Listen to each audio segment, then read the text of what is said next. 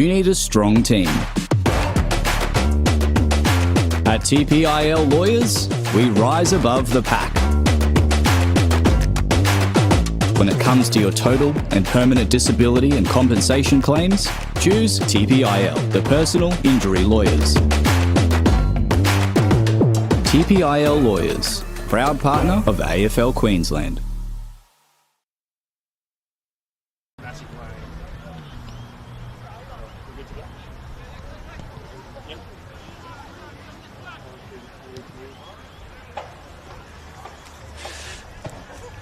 Good afternoon and welcome to the home of the TPIL Lawyers. The QAFL live stream action here today for AFL Queensland YouTube channel from Calibre Homes Oval on the Gold Coast. We've got Surfers Paradise and Mount Gravatt. My name's Yendi. I'm joined by the great man Nick Davis. Good afternoon, mate. Oh, Yendi, great to be back with you. Great to be back here at Surfers Paradise. This footy factory here on the Gold Coast.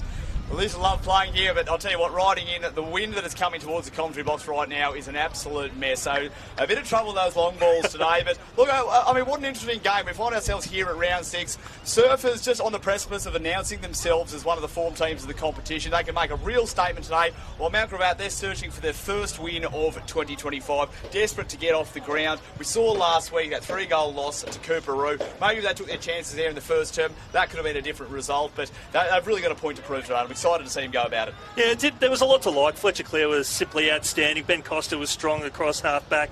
And I really like watching Jaden Milne really make his mark for the Vultures, played some good roles across half-back and even pushed forward as well. So they've got some of that talent kicking through. And we can't rule out Ty Angus as well in the ruck. He's going to have a big saner today because Surfers are missing arguably the game's or the competition's best ruckman. Yeah, that's absolutely going to hurt them today. So let's see how they go about it through the middle. But mind you, in the middle for Surfers, waiting for that footy will be Cam Ellis-Yolman. He's dominated this season so far. What are we looking at? 24 votes so far in the Sid Guilford Trophy. He's really announced himself as one of the premier midfielders and just a very lackadaisical job last week, but the footy finds him. He does it very well. So a big day out of the middle, and let's look at the matchups down forward as well, Yendi. You know, I was wondering before the game where Mount Gravatt's goals are going to come from. Yeah, look, Robbie Blood is going to be that key target. He only had a handful of touches last week and kicked a goal, but he probably had maybe 15 to 20 kicks inside the forward 50 going up to his general area. But the beauty is for them, I look at the likes of Jake Harrison as someone who can get up there, have an impact. Henry Brent provides a bit of a forward target. And we've got a few others around there as well. Caden Corboy, the number 7, he's a big imposing figure. He's going to create some headaches. But you know, we've got Surfers, we've got some great players coming in. Lucas Snowball, one of the great young guns coming through the AFL Academy.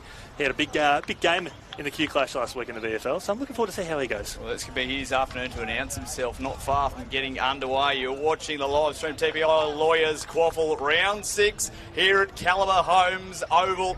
A little bit windy. Mount Gravatt running to the left of screen. Surfers going to the right. It'll be Charlie Martin up against Ty Angus. And here we go. Tap down came from Angus. Just slipping through there. Head over the footy. Coming up for the wing was Ferris. They're just surging it forward. Can they get that through? It's Hamish Anderson, the headband. And it's going to be wrapped up 50 metres out for the Vultures' goal. Just look at the umpires today. Angus Mott, Howell, Andrew Beercroft, Noah Perza Page. They're in your field. Right, ball up again. Nice little tap down there from Charlie Martin, industrious. Kick outside. Just didn't come off the boot properly from Fletcher Clare. Drops to the pocket.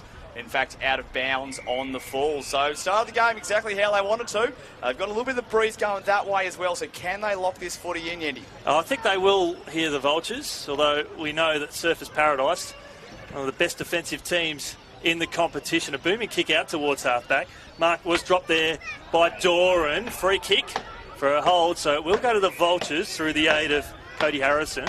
Harrison spears the ball inside the forward 50 and finds Blood on the lead, and the Vultures will have the first shot on goal. Well, it's exactly what we talked about before the game. We knew he was going to be the big hit-up target. Just get that body out in front. I saw him do it last week against Cooperoo as well. He has to be that target today. He will wear that pressure, but this is what they need. Needs to aim for a right-hand goal post, watch a curl back to the left, the right footer, and he's hanging out to the right too much.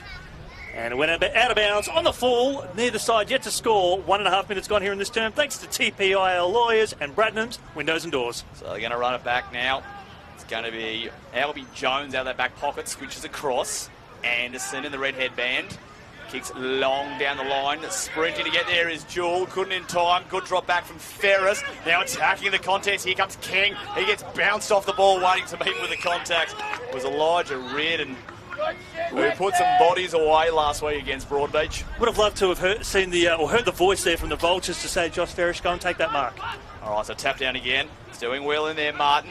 And now they're out and away, courtesy of Luxton. Puts it up in top. Nicely taken, Jewel. All one-on-ones forward.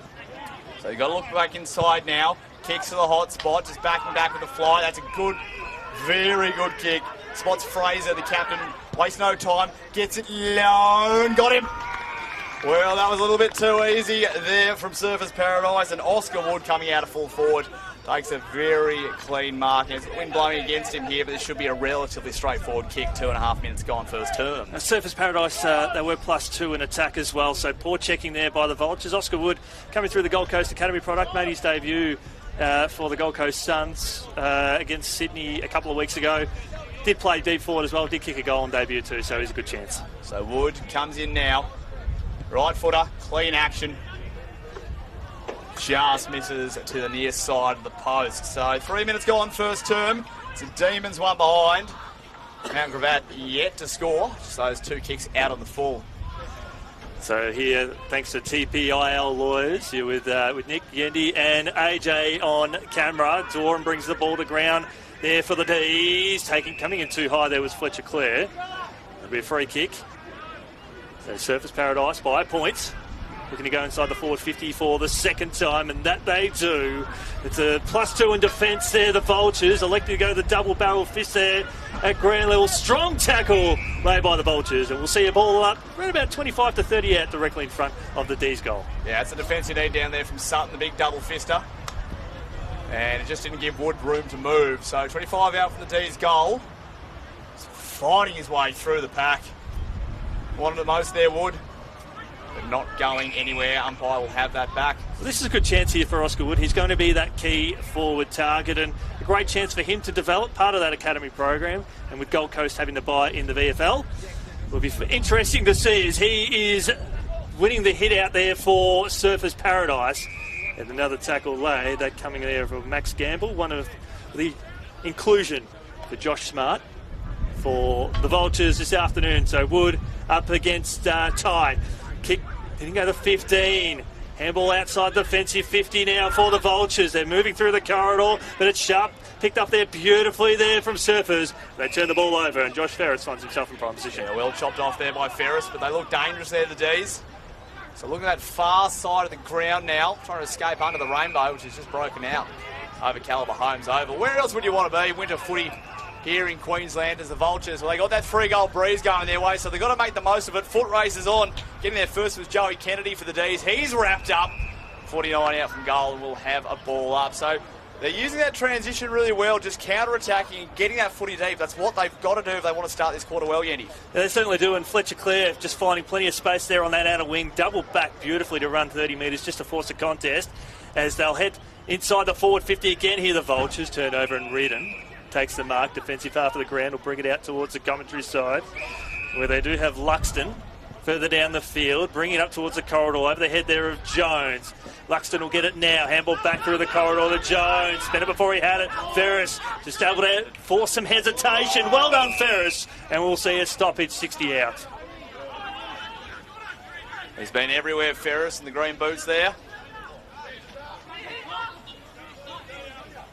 So a bit of mud developing here on the wing. Hopefully out of the rainy season soon as Martin gets a tap away. Got numbers here, the Demons. Axel Moore, but chopped off there by Gordon. Gordon bangs it along to hot spot, back with a flight, and taken it there by Jack Patterson. And he will go back on the slightest of angles and kick from about 30 metres. Hopefully registers the first goal of the afternoon. First, a very needed one, and a well-deserved one for the Vultures. Well, he had a great week last week. Jack had 22 touches, 6 clearances, 7 tackles, working in the engine room against Kyle Dunkley there at Cooperoo, so he did a very good job. Patterson, wind behind him. Gets underneath it. The wind swings it away, and Well, looks like you're right, Yenny. You do got to kick towards that right-hand goalpost, I reckon, through for a minor score. So after 6.5 minutes, it's locked up here at Calibre Homes Oval. It's round 6 of the TPIL QAFL. Third place Surfers up against last place Mount Gravatt. As you just mentioned, Mount Gravatt coming off that 17-point loss to Cooperoo. Newcomers, while Surfers got a very commanding performance against Broadbeach. They're sitting third, 3-1, with a game up their sleeve as the D's chop it off across the half-back line. And it's Oscar Lear Camchi. And now they've got numbers out wide if they can use it. Sits up in the breeze, got to get there, got to control the footy. Back yourself, son, and he goes. Well done, Charlie Martin. Now they're away. Darcy Russell looks like footy, hangs up in the wind. Dual cord underneath it. They've got time, the Vultures to mop up, and he's under pressure. Great pressure came from behind by Patton. Now they're out the D's. Runs around back on the right. That there was more. More finds a man in the pocket. And well worked against the wind. Ball in the hands of Lawrence King. Well, as we've noticed here from Surfers, they were able to get numbers forward of the ball pretty quickly. And it sets up Lawrence King, who had a quiet week last week, but he was able to get a goal on the board. And he will need to kick the ball, dare I say, aim for that left-hand goal post. He's in a very challenging pocket, Nick Davis. He's going to have to belt the crap out of this one. So Lawrence King, job ahead of him, but he's going to back himself in. Clean run up, gets it low, and it's swinging, and it's very nice. He heard you, Nick. He did exactly as you said. And that's a great kick in these conditions too. He basically had to kick it long, low, and hard into that breeze. Well, that's the thing we haven't really quite seen from the D's coming out of defence. We've seen a lot of kicks sort of sitting up high, but that's your lesson right there. That's how you get through play windy footy in a damp ground as well. So first of the afternoon to Lawrence King. Won last week as well. Demons 1-1-7, Vultures just the one behind, even though they've probably had their chances. 8.5 gone first term. They've been inside forward 50 2 or 3 times now, Surfers, and been able to hit the scoreboard twice. The Vultures have matched them in that stat so far. And if Patterson was able to kick that ball through, that would have given that confidence, wouldn't it? That's all right. You live, you learn, you go again. That's what footy's all about. We're going to have boundary umpires today. Sean Lyons, Elliot Wang, and on the goals, Al Meldrum and Mando Alice, as Rux will contest again. And it comes out here nicely to the Vultures. Left foot kick up towards high half forward, a 1-on-1. Comes out now to the D's. Beautiful tackle. No, like a slippery heel. Just got away from him. Turns the ball over. Here comes Fletcher Clare. He has to put the ball inside the forward 50 quickly. I want to see him go up towards centre half forward. Goes out towards the forward pocket. And that kisses grass. We'll see a boundary throw in. And inside the forward pocket there for the Vultures. You're right, Yendi. Just head towards that dead pocket there. Needed to kind of just take the game on, get it up into the breeze and into that hot spot. See the D's, though, lurking down there. I think Elijah Reardon's going to try and cut off as many as possible. So ball gets slung back in. Decent throw to the wind as well. Chopped off there by Woodburn. Over the top now. D's in control. Doran gets hands over the top. That'll go through. Cross the line in front of the Mount Gravatt bench. We'll have a boundary throw in. Nearly 10 minutes gone first term. Quick around the ground, thanks to TPIL Lawyers. Palm Beach 1-1-7, lead Broadbeach yet to score. Noosa 1-1-7, lead Redlands yet to score. Aspley 2-1-13, Sherwood yet to score. And we don't have any other scores from around the grounds. We'll have a delayed start to Cooperoo and Morningside. Okay, advantage called, gets underway. Then as James gets it going long to that hot spot. That's what they need to do. Slung away in the tackle, picked up. It's Harrison. He's met by a wall of demons. Just gets a toe poke off the ground as Joshua James. And out of bounds, it's going to be a throw-in. So you've got to lock this footy in here. Don't forget, Yandy, all 212 games of the QAFL and QAFL W streamed live on YouTube. So pick your game of the round, but I'm glad you're joining us here from Calibre Homes Oval this afternoon. Well, this will be a humdinger. We can feel it. The Vultures, they've definitely come to play. As the D's across half back there through Axel Moore. Up to his knees. Handball turned over back to James. James spent it before he had it. Fell to ground. Plenty of numbers around this contest for both sides. And we'll see another stoppage. 55 out from goal. Breeze blowing. Yeah, she's swirly. She's very swirly at the moment. Just can't seem to wrangle control of it. So they go up again. James lurking dangerously for the Vultures. Obviously drag back in. Got to get that one out now. Umpire lets it go. Good call. Scramble of players. The desperation's certainly there. Harrison tries to emerge with it. And the umpire's called holding the ball. Says, you've had your time. Best mullet in the game, Cody Harrison. Real mud flap operation. Have you thought about going that way yourself, mate? I physically can't do that anymore, Yandy. Unfortunately, genetics are against me. So the D's just pumping it long. Now Pies picked a free kick out of that, and it's going to go their way. Sam Jewell, 3 goals last week. Just kicks it out over the top. Oscar Wood tracks it towards the boundary line, and not a bad result. Don't mind that match up there. Oscar Wood having the job on Aussie Brent, the captain for the Vultures, their best defender. So a good experience for Oscar as well. So Wood taking the duties upon himself in the ruck. Works it from behind. Vultures desperate in defence here as that breeze picks up. Arm over the shoulder. So they've got to get this going quickly. You've got to use this counter-attack here. So that man Cody Harrison, it's in their best last week against Cooperoo. Just pumps it long down the wing. Big fly from the back. Reardon gets a punch away. And met with some heavy contact too. D's all the numbers behind play. He just elects to run it too. Here they go, they're out, courtesy of Doran. Looks long in the Patton direction. Again, numbers everywhere. Looking closer inside.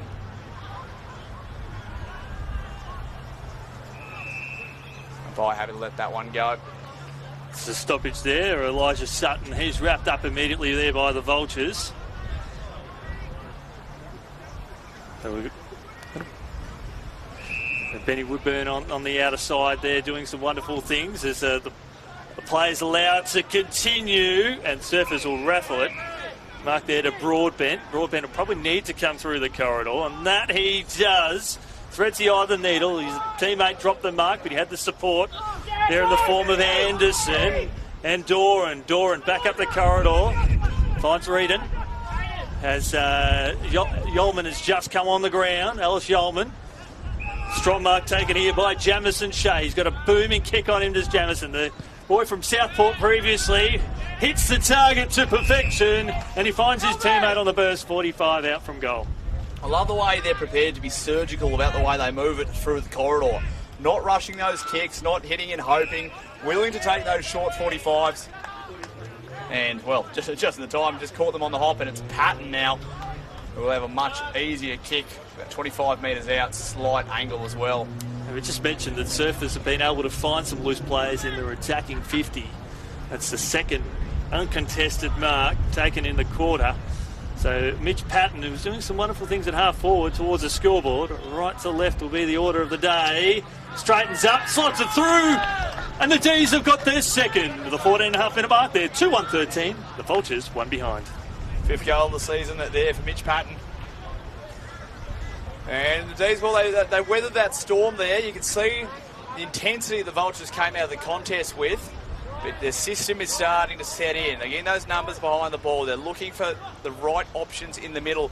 I can see blokes like Hamish Anderson. He's just putting himself in the right time every single occasion. May not be getting the footy, but he's there, he wants it, and that's how they're going to keep moving off half-back. I'm very concerned for how well they're going to do in this second term if the Vultures can't arrest some of that momentum. And they're not afraid to go through the corridor either. They've in that last instance as they push forward, they had a 2-on-1 that was able to give them just a little bit of space. It is a little bit slippery around the centre square, but they're able to do it well. Well, you would want to avoid this wing right in front of our commentary position. Just got under him there, did Henry Brent. Probably delayed the tap. Pick up by Doran. Just yanked off the ball down at the bottom of the pack there was Greenwood. And they're out and away, courtesy of Campbell. Tumbling kick. Here comes Harrison. Beautiful. Hands over the top. Cam Ellis-Yeoman tries to intercept. Now the chase comes. What can they do about it? Very clean, very clean. And here comes another escape. They've got numbers behind. Closing in is Milne. Cowan the bail does not let him out. There's Oscar Wood. Yeah, go toe-to-toe with Jaden Milne. And Oscar Wood says, that's how much I can deadlift. And that's him on on the work I've been doing in the gym. So Wood turns to ruck duties. And he's going to get nice and Victorian muddy right here. That's what you want to see. I've missed this. And now the D's are out. snowballs. You mentioned at the start of the game. Gee, brave back with the flight. There was Charlie Martin. All the numbers the D's wrapped up, tried to take him on, got the hands out. They want to hold the ball, not called Brent. He's coming to mop up. Now the Vultures, what can they do? Henry Brent hits the hot spot. Oh, over the top. Beautiful mark, Hamish Anderson. As I said, right place, right time. And the D's back in control. So Hamish Anderson look to go further down the line. And a man all alone, essentially, waited for an eternity. Going back with the flight of the ball was Caro. Vultures with some numbers. They just need to talk. There wasn't much verbiage happening here as Alice Yeoman handballs the ball up towards the corridor. Links well with Wood. Back to Alice Yeoman. Inside the forward 50. Kick to the corridor was elite. And he found him to perfection. Lawrence King, who's no stranger to kicking goals in this game, Nick Davis. Yeah, beautiful setup there by the D's. Cam Ellis-Yeoman wanted his own footy back, and that's executed the game plan too. He had every right to possibly blaze away, but did the team thing, looked in the middle, and Lawrence King exactly where he needed to be. So he's already got one for the game. Hugh Greenwood coming off the ground for a spell. Jamison Shea on, so a good like for like there. As King, quiet last week against the Cats. Right foot kick on its way was perfect. Absolutely perfect. And the D's, they've got 3 on the bounce, 7.5 gone here in the first term, thanks to TPIL Lawyers and Bradnam's Windows and Doors. They extend the margin out to 18 points. What wind, he says. What wind. Not deterred by it at all. Oh, it makes it look nice and easy. But they look dangerous every time they go inside that forward 50. They've got those extra numbers. You've said on numerous occasions, Nick, that they've got numbers across half back, but they run through the corridor and try and create that +1, +2 in their attacking 50. But it's also it's the amount of space that their forwards allow themselves in there. You haven't got mids trying to creep in or anything like that. Leave the holes open. Leave those space for someone like King to lead into. As I said, Ellis Yeoman could have blazed away there, but that's how you help out your forwards. So ball up middle of the ground. 19 plays at 1. Nearly 20 minutes gone in this first term as WrestleMania descends in the mud pit in the middle of the ground. It's that type of day that sometimes if you're having a quiet one, maybe just do a little bit of a roll around and show how deep in the contest you were. Doesn't matter how many touches you were, it's just how dirty your jumper is. It's Martin. Gets a tap over the top, rucking well. Umpires maybe just call a block out of there. I think a fend off into the face. So it's a tall man problem.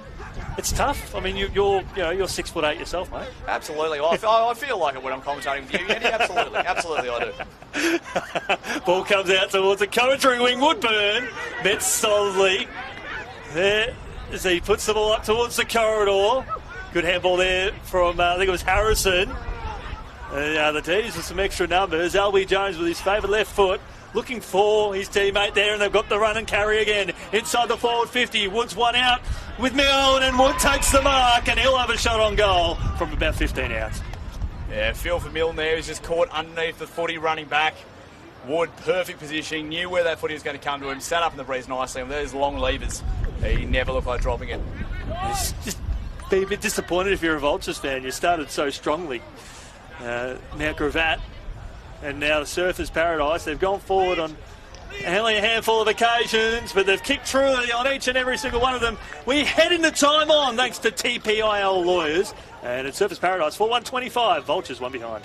Yeah, I mean, there's a lot of intensity, there's a lot of effort coming for the Vultures players. I've absolutely no doubt about that. But sometimes you can just burn a lot of that, just going the wrong way about it. So we've seen a lot of rushed footy going into their forward 50. Just maybe when you have the wind, yes, you can absolutely counter-attack. Yes, you can try and get the burners on. But when you have the chance to use that launch pack and attack to the hot spot, you can maybe slow it down a bit. Get that run. I haven't seen enough runoff, haven't seen enough blocking at the moment. So I think they know what they need to do. But right now, the system of Surfers Paradise is controlling the game. And I just want to see the likes of Jack Patterson and Fletcher Clare just stick themselves in the middle.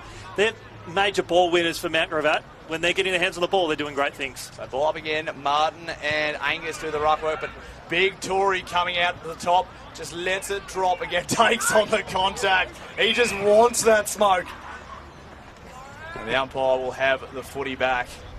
See, Lawrence Key, he's 2 goals already, and he's sniffing a third. He just wants the ball more. Martin taps it down. Trying to dig their way through here. Ferris, green boots, green for now. Just emerges out of the pack as Woodburn. been good this season. Big, smart hand pass, Mel Yeoman. Just dances back inside there, does Jamison Shea. And here he comes. We said we'd order another one. The ball trickles over the line. He's looking very dangerous, Lawrence King. As the Demons go to 4-2, 26 Vultures, just the solitary behind, 21.5 gone at first term. And the Vultures had the chance to hit the front earlier on as well, kicking the first goal of the game. The shot went wide. It's looking for Milne. Ball brought to ground there, +1 around this contest. Sharp work here by Ferris. Back to Fletcher Clare. That's more like it. That's player who said needed to get his hands on the ball, and he was able to get the ball inside the forward 50, up towards half forward. And we'll see a boundary throw in. He's clearly got the capacity to run the length of the field, but I almost would like to see Ferris have a little bit of a run in the middle, because every time he gets near the ball, he's the one that's been able to make something happen for them. Yeah, exactly right. You almost need it's a cliche, but you would rather have a couple of him. Ferris has been very, very busy. Free kick for a hold, and it will go to Mount Gravatt. So they've got Jack Patterson up towards the top of the square. They have to go towards him now. That kick will fall a little bit short. Bounces off the head there of Blood. Surface Paradise now. In fact, it was Mount Gravatt up towards the top of the square. Looking for Patterson. Did he take the mark? No, he didn't. Defensive 15 here for the D's. They're going to flirt with going across the face of goal. The kick has to be good. They're outnumbered here. Ferris got first hands to ball. They've got extra numbers here. The Vultures up towards the top of the corridor. Couldn't take the mark. Free kick. And it will go to the D's across halfback. Yeah, just got the arm across the face there, Shea. He's head first to the footy. Means you're going to draw that content. So here they go, out the far side of the ground now, courtesy of Albie Jones. He's just going to look long, works his way under it, does Patton, turns his man, taps it to himself. Can he get on the third go? He's got to break the tackle, and he does. Patton, hands over the top. Woodburn kept running. Gets to the top of 50. Looking in the full-foot direction, and Cam Ellis-Yeoman drops in, over the top, bang. Greenwood takes the mark, 15 metres out. Very slight angle, and that was just a little bit too easy for Surfers Paradise. Now, Greenwood's just come on the ground as well. He's only been on the ground 30 seconds. And all going well. 4, 5, 6, 7 on the Guernseys will have kicked goals. Well, he's going for the Boonana, up into the wind. Nice and easy does Greenwood. He puts it through. It's another one for Surfers Paradise. We're hoping we wouldn't see a blowout too early, but 5-2-32 plays one behind. And you'll be praying for that quarter-time siren just to reset, readjust. But this has been a sensational first term from Surfers Paradise. It definitely has been. They've got some wonderful run, and just having walk out on the ground pre-game. While there's still a little bit of moisture on the deck, it is quite fast on that far side, so it's not surprised that the D's have utilised that outer wing to perfection.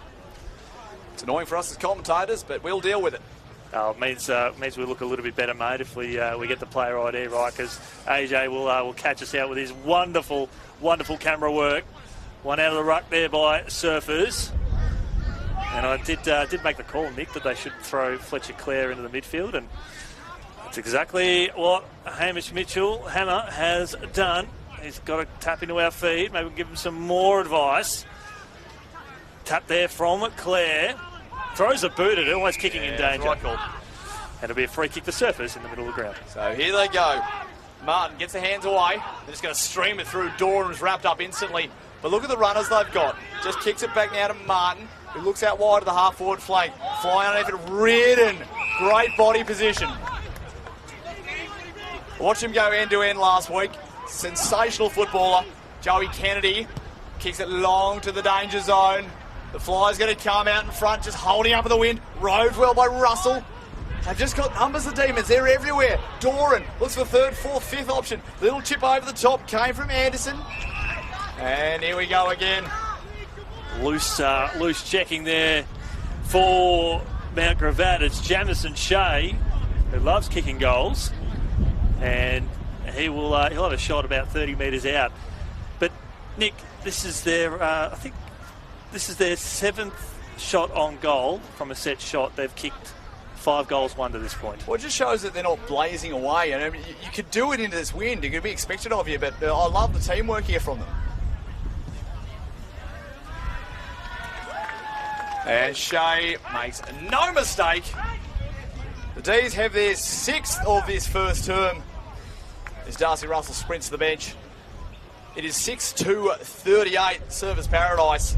Absolutely in cruise control at the moment, while the Vultures just a solitary behind, despite having what probably could be argued is a 3-goal breeze, as we said, blowing to the left side of your screen, maybe a little bit to the commentary wing of the ground. But just haven't taken advantage of it, but Service Paradise have done everything right. This is exactly how you play footy when you're kicking into a strong breeze. Absolutely. Well, they've kicked 5-1 in the space of 12 minutes, so they're having a shot on goal every 2 minutes into the wind, Nick, and that's massive. So they've got the run on after really opening the game up at 14.5-minute mark of this quarter. The two ex-AFL stars combined, Ellis Yeoman and Greenwood, and they kick the ball out towards high half forward on the outer side, looking for Axel Moore, has the support of his teammate. Good tackle, very good tackle. Free kick to the Vultures across the outer wing. They want to bring the ball up to the corridor, and that they do through Jake Harrison. Has to get going quickly as Surfers flood numbers back in high numbers. Was he taken high? Yes, he is. Free kick to the Vultures in the middle of the ground. It was a beautiful fly for the footy. Maybe just hung up a little bit in the wind. But unfortunately, with the knock he took, has allowed Surfers to get back, and just that shift of momentum has been arrested. It doesn't matter. Into the blood direction, and that's what he does. He crushes packs. For the D's, all the numbers. They're going to turn it over through the middle of the ground. Here comes Axel Moore. Milne just needs contest here. Keeps his man. Well done. Patton was able to keep the fend off. Cavalry arrives just in time. The foot race is on. Who's going to get to it first? Who wants it more?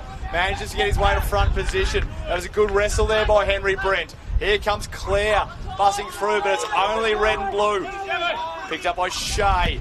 Shea chips it. He's going to want his man here in Reardon. Reardon again holds the body under the mark. He's got more inside, not there. Demons lining up for options. Milne needs to get across and does well. He's got a beautiful extension, does Jaden Milne. Just seems to float in the air.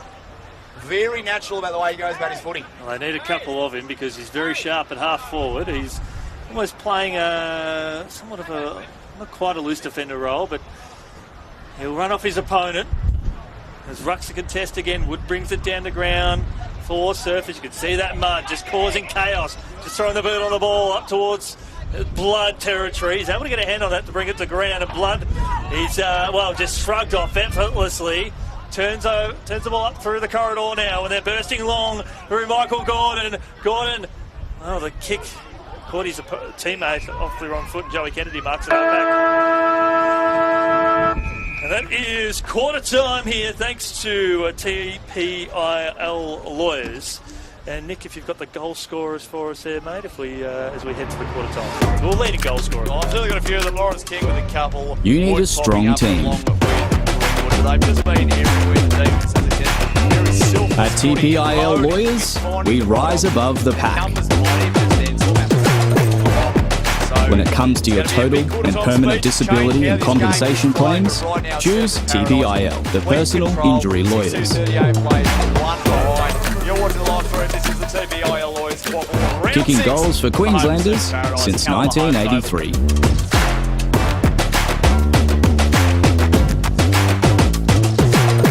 TPIL Lawyers, proud partner of AFL Queensland.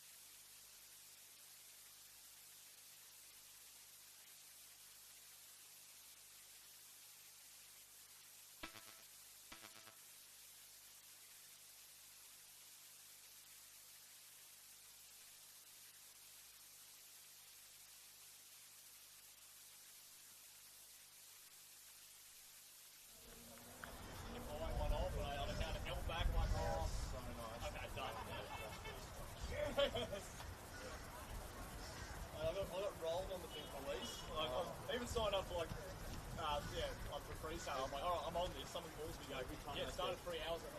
Every time they keep ordering in more, it goes within. Honestly, something great. Days, something great is pretty marketing, I've got to say. I love it. Good afternoon, welcome back here to Surfers Paradise, thanks to TPIL Lawyers. We've got Surfers Paradise 6-38, lead the Vultures, one behind. My name's Chris Ian, joined by Nick Davis. Your quick takeaways from that first term?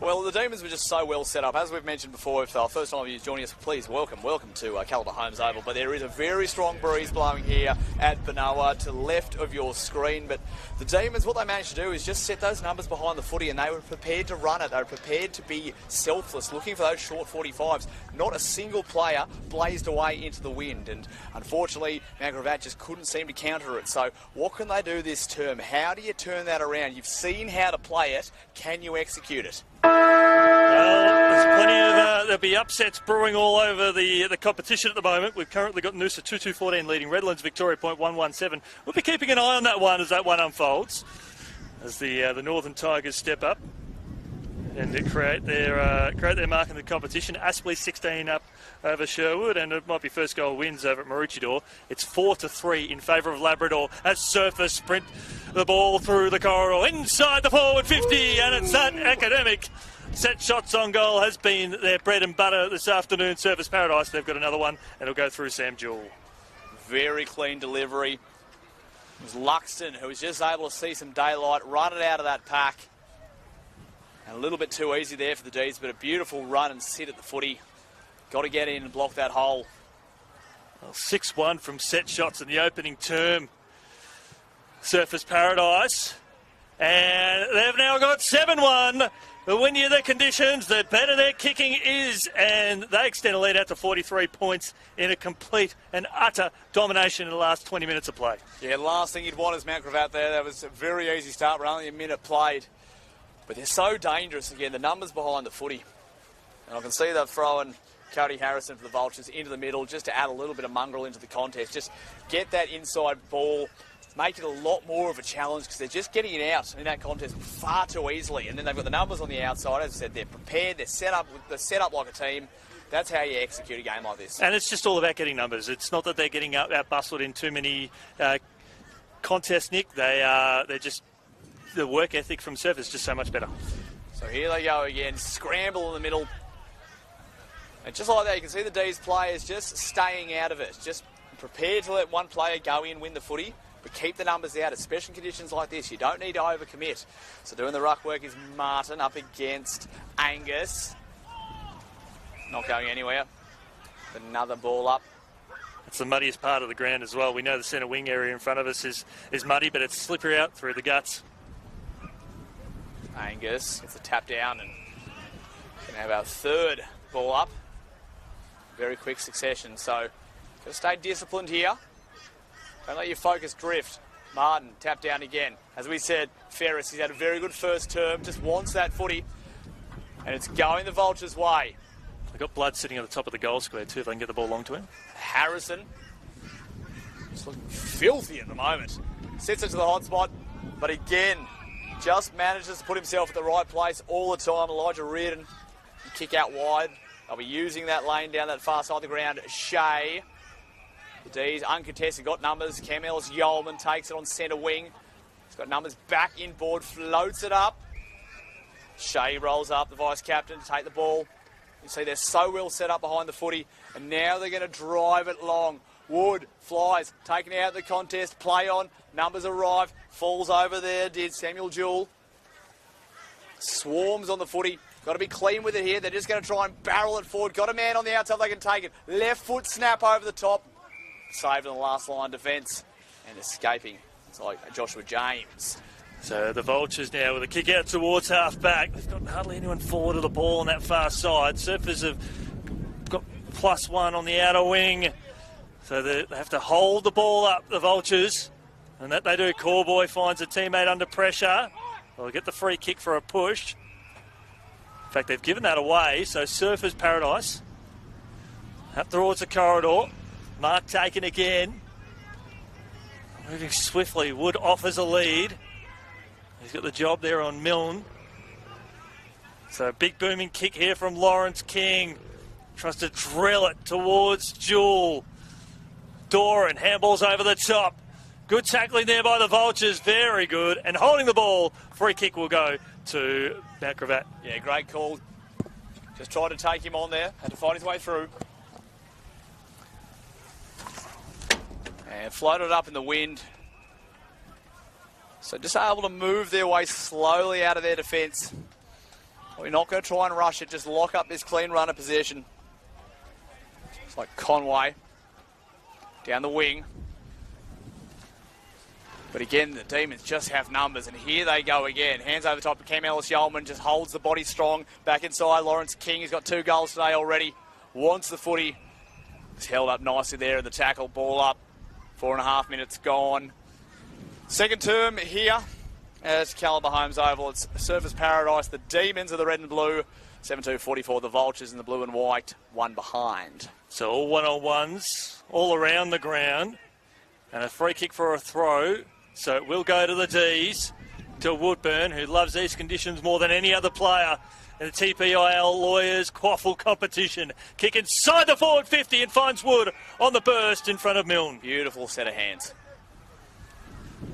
He just shows so much potential for a young player coming through, and it's not hard to see, Nick Davis, just why he's been looked at for academy duties. Well, you just saw the line he ran there, and first of all, credit to his teammates for keeping that space open for him. They're going to give him as much room to develop there, but as a leading forward like that, when you're not maybe as big and solid, you've got to be able to use your pace. You've got to be able to use those holes to drop into. So just cut his man back in on the left, drop that footy short for him, and a beautiful set of hands. All right to left about this one. They've kicked 7-1 from set shots.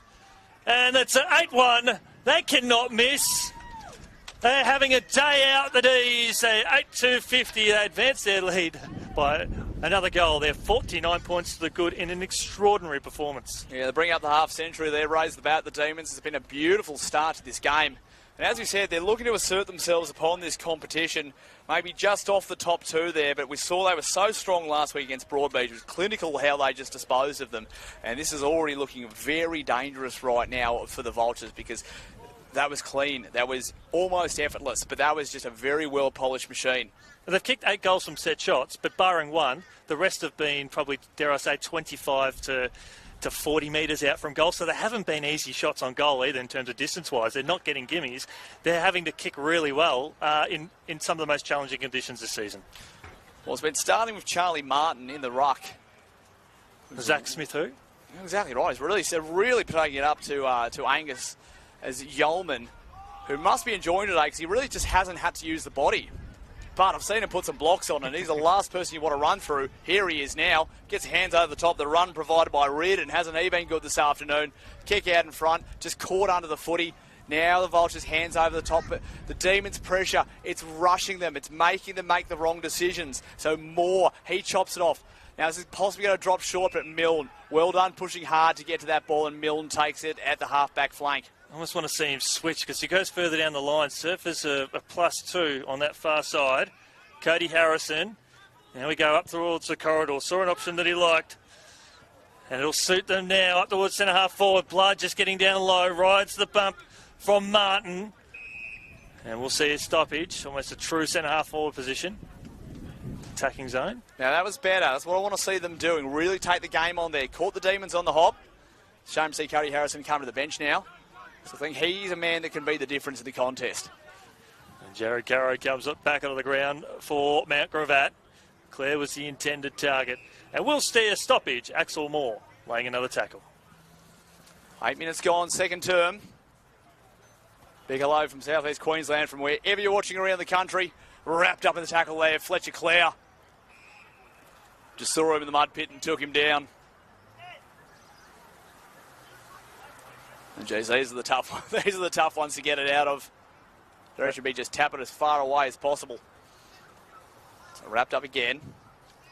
Sun shining through. And he's going to call him there. Unlucky, I thought he was out there, Hugh Greenwood. I hate to think what conditions are like over at Maroochydore. Maroochydore and Labrador 4 behinds piece early in the second term. Old school slugfest. So Angus goes long. Heavy contact there, just got him off the ball. He's getting up slowly. fair and legal. But again, it's the pressure the D's defence is putting on. They've got a free. And they're just able to get plenty of numbers where needed. So they've got a +1 out there, all on his own on the outer wing.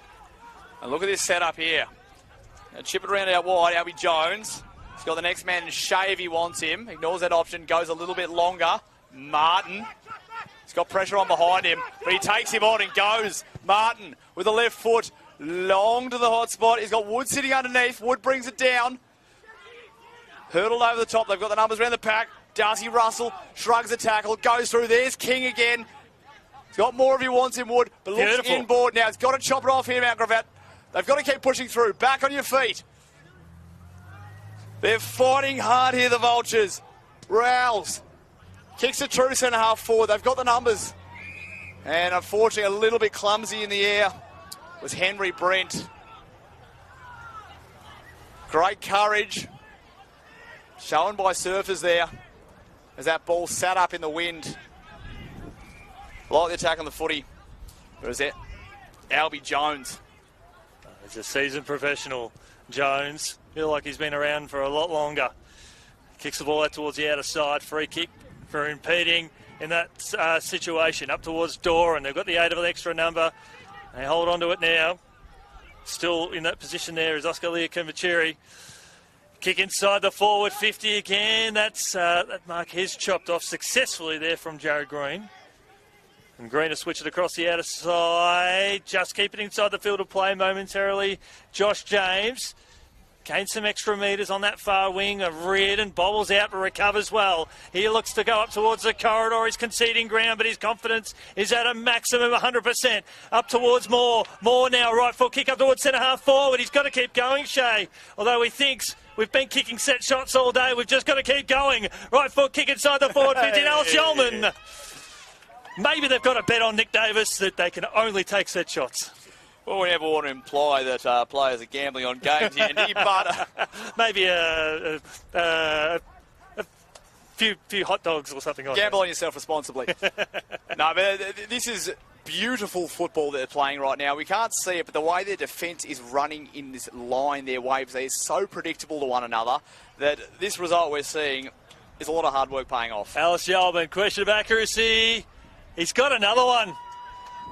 It is raining goals on a dry day here at Surfers Paradise. 9-2, 56 Surfers to 1 behind Nick Davis. 9-1 from 10 scoring shots, all from set shots. They are on fire.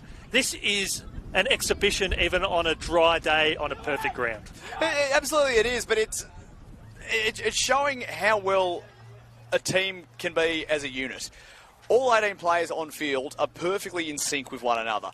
They are predictable to one another. Every time a player looks up, he has got a man in the exact position you would want your next kick to be. Their back three are moving, you can't see it on screen, but their back three are running in a wave, almost in a perfect line, to the fact that I look up every time and I think my eyes are playing tricks on me. This is sensational football from Surfers Paradise. This is the scoreline absolutely reflects what they've put through as Moore just takes the game on. Ellis Yeoman, he'll be doing the roving, caught underneath it. A couple of players run into one another. They're under the pump here, Mount Gravatt. Sutton gets the kick away and they're able to mop up half-back flank.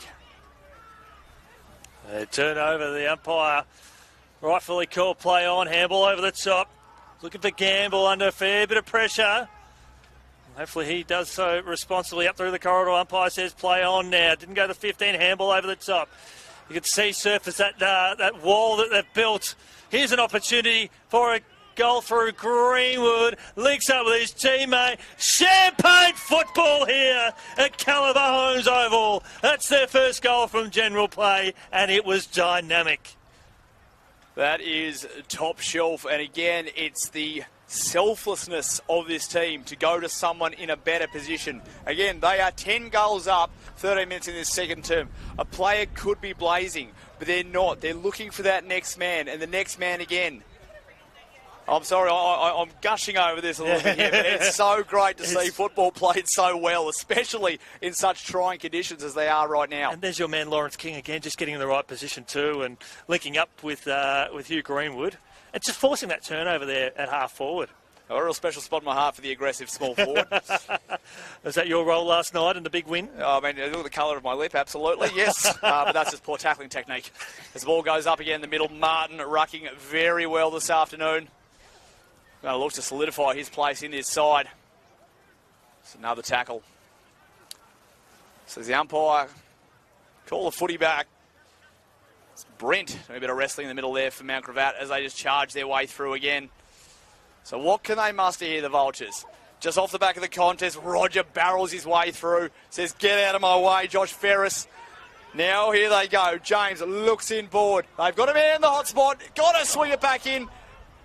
Sees him over the top. Puts a bit of pressure there on Angus. Ball in the wind. Got to put their head over it. The D's just want it more at the moment. Off the ground from Angus. Toe poke. Can they get a bit of magic? Milne trips over at the last moment. And as Costo got hands on the footy, but wrapped up again. And again, that was a good foray forward, but just under the pump from this Demons defence. Seeing Jaden Milne being put forward, as expected, the ultimate swingman in this team for Mount Gravatt. A shot up towards Milne at the top of the square. And that was going to be a free kick and or mark. And Milne, who did some damage at that spot of the ground in the first term, will have a chance to kick there first. Yeah, well deserved. And as I said, Milne, he sets his body so well. They've deserved that. It was a great roll forward. So just tripped over his feet a little bit earlier, but now here's the chance for the Vultures, first of the afternoon. So Milne for their for the fifth goal of the quarter. And Milne kicks it out on the road, nearly cleared the fence. And it may have taken 44 minutes, but they've finally got their first goal on the board. Well, absolutely a reward for hard work and effort there. As we've said, the Vultures have not played badly at all. They've just been under a lot of pressure. We've just seen sensational football from Surfers Paradise in this first half here. But we needed a spark to come, and it actually started with Ferris in the middle of that contest there, just prepared to go in, put his head over the footy, get it out, and give them that momentum, give them that little bit of belief that they can make something happen. And it had to be someone like Milne to go, come on, jump on my back, we're going to make this happen. And that's a statement. You know that's a statement when you try and kick it out onto the road as well. He's frustrated, he's happy. A quick around the ground, thanks to TPIL Lawyers. We've got a shootout up at Maroochydore. It's 1-5 Labrador to 1-4-10, so they've both traded blows over there, the Roos and the Southern Tigers. I'll tell you what, Moore's been sensational out of the middle. On the inside mid-roll well, just ducking, twisting and weaving. So he's on his opposite foot, gets the pitching wedge out, held up in the wind, pushes through hard to Snowball, gets the hands over the top, and taken out in front. Darcy Russell, waste no time, it looks inboard. As I said, they've always got someone in the spot that you need them to be. It's being predictable to one another. Shea sees the first lead come. That's just going to open up space for the next one. King sits underneath it, so does Wood. Who's waiting at the back? Great defence there from James. JJ does everything he can. Oh, just bounces off his man. Moore runs onto the right. Ducks one, ducks two. Kick around the corner. Axel Moore. Oh, is this lauding him from his work in the middle of the ground? But you know what? So much unselfish footy. He deserves one as well. That is the 11th goal for the Demons. 11-2, if you don't mind, 68. The Vultures 1-1-7. Speaking of deserving one, Nick Davis, you've deserved to call a goal there. I've had the first 5 of the quarter. You finally got back on the board, mate. There we go. On the winners list. And you got the best of the bunch. We don't keep score. We absolutely do. I'm just going to put that on count. Thank you very much. And that was goal of the day. That's going to go on the Nick Davis highlight reel. Magnificent. But you applauded his work, and it was a lovely finish. And that is the goal of the day so far, thanks to TPIL Lawyers and Bradnam's Windows and Doors. Margin back to 61 points, free kick for a hold. And we'll go to the D's again, to Woodburn, who lives and breathes these tough conditions, and it's a genuine privilege to see this young footballer grow and develop in front of our very eyes. Speaking of growing and developing, well, isn't Lawrence King having a day out? He's already kicked 3 straight. He's going for his 4th. Well, as I said, he just wants that football more. Had almost no right to fly for that football. But when you're hot, you're hot. So we're kicking from about 50 here. Now this wind is going to be interesting, Andy. Bring us through it. Absolutely. You've got a few man crushes here, mate. You've got Lawrence Day, King and Axel Moore doing really well as he pulls the trigger and kicks through beautifully. They have had a day out and a half. They've kicked 10-1 from set shots. 11-1 from set shots today, and it is an unbelievable performance, 19 in the second term. Now, speaking as a forward, I'm always asking for goal-kicking practice. I always want to spend more time taking set shots, and sometimes that's hard to put to the coach. But in this case, that's exactly why you do it, because this is what's going to make the difference later in the season. And they're doing it right now in this second term. Again, could be taking their foot off the pedal. And I know they're resting a couple of players right now, being very smart with their interchanges. But they can't miss. No, they can't it's miss. Extraordinary. As callers, we come to the footy and we go, what are we going to see today that is going to make this game just memorable? And we've seen 12-2, but most importantly, 11-1 from set shots. And the only other point they've got, Nick Davis, is a rush behind. I'll be telling my grandkids about this one. Again, just working his way through the middle. He's been so industrious, says Cody Harrison. But here they go again. So Jammers and Shea kicking to the hot spot, just towards that pocket there. Now he's managed to keep this in. Very well played. Can they raffle another one? Hands off. Oh, through for a rush behind. You hate to see it. You hate to see it. Unbelievable. Heartache here for Nick Davis. Here Ruined it. I'm not telling my grandkids anymore. They're out of the will now too. Maybe could throw some throw some money to AJ's way, who's been covering all the great action here on camera right around the country here on YouTube. AFL Queensland. Mark taken here by Josh James, running through the corridor now beautifully. The kick was held up in the breeze. And Surfers take the mark. They've got Woodburn out here on this commentary side. Elect to go further afield. And why not up the Jewel? Out muscles Brent momentarily. The Vultures now, they're panicking, but they're able to get a kick away in the nick of time to a 2-on-1. Surfers do have the extra numbers here. Vultures will just hope to bottle it up and force a stoppage.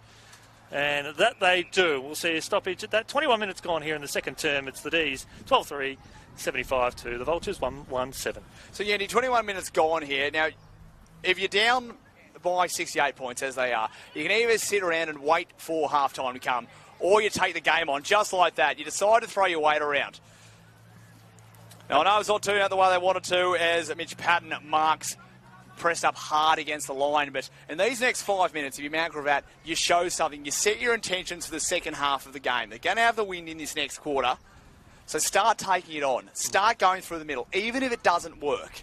It's not that they're playing badly. No, but take control of the game where you can. So Patton emerges, puts it in the hot spot, and just uncontested there was Wood. He's very quick off his lead and he darts around.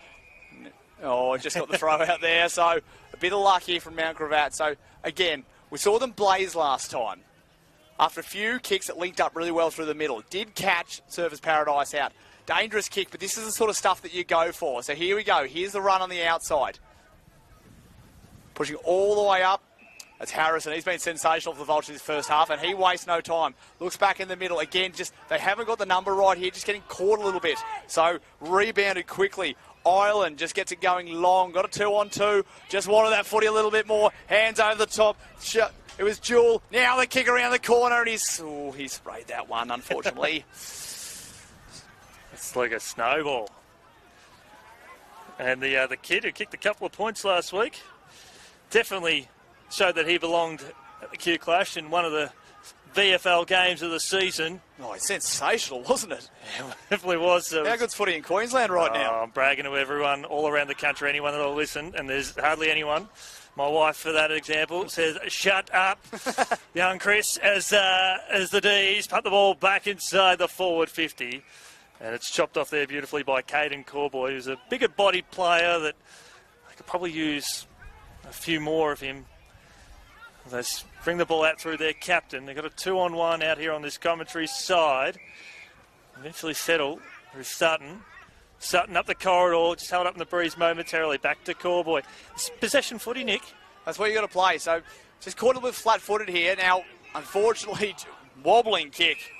Chopped off there by Ireland, who's made his presence felt in the last couple of minutes. Again, short 45, well done. Fraser, the captain, looking to the hot spot again, looking for Jewel.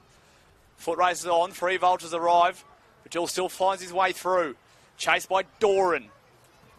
Now, did he drag that back in? Doran emerges with the footy. He's got a couple of men over the top. Floating rounds Moore. Doran again.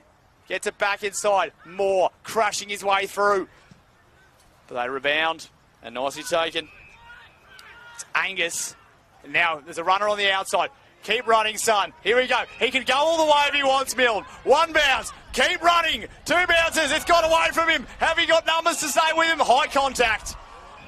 Well, the footy god's smiling there on Milne. I reckon he just tried to hit that second bounce right as the mud started.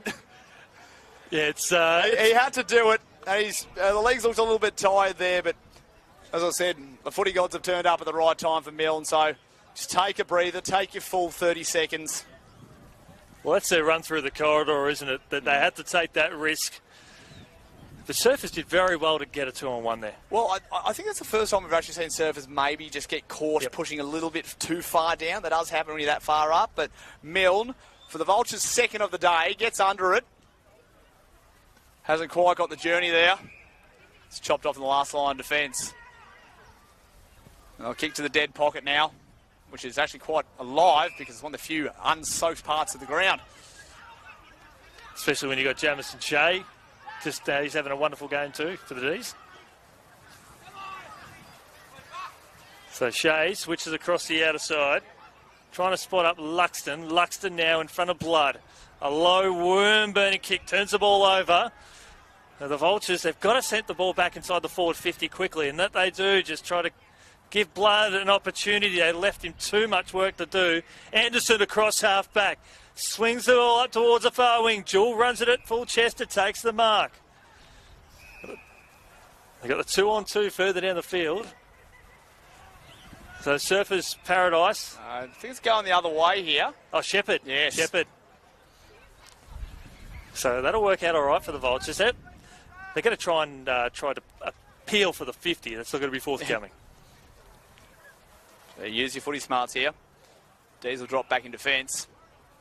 And Blood's still going to be that target too, and he will double back.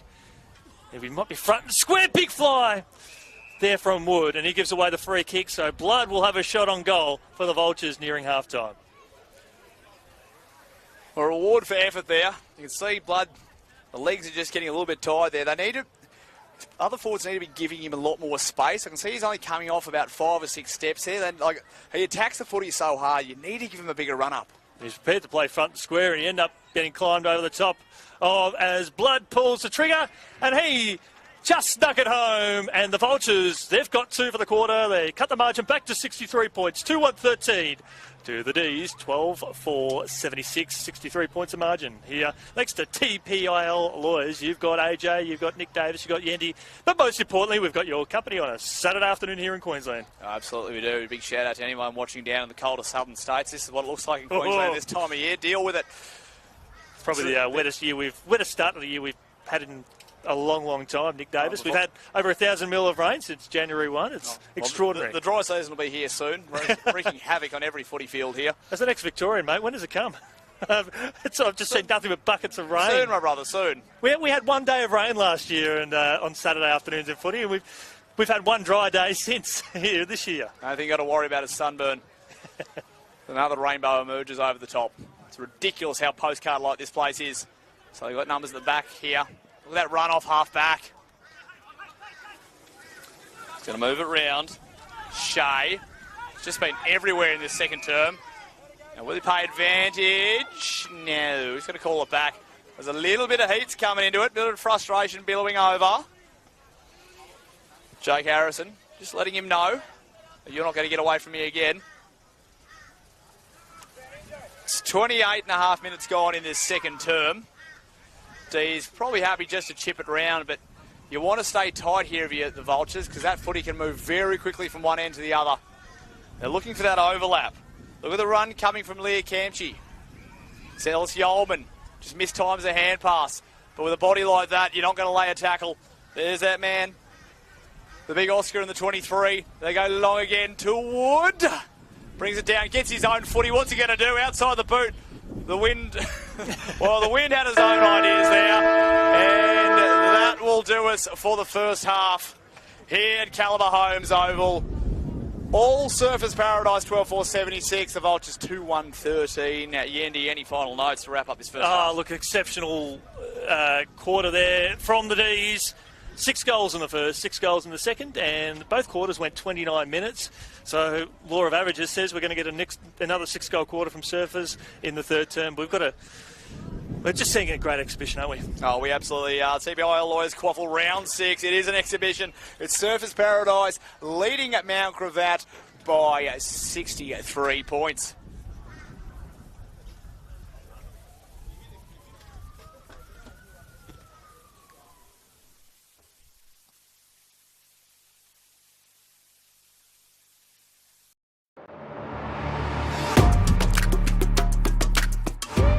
You need a strong team. At TPIL Lawyers, we rise above the pack.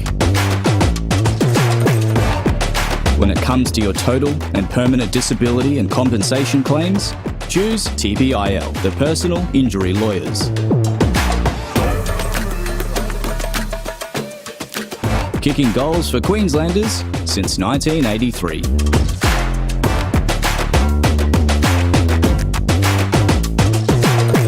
TPIL Lawyers, proud partner of AFL Queensland.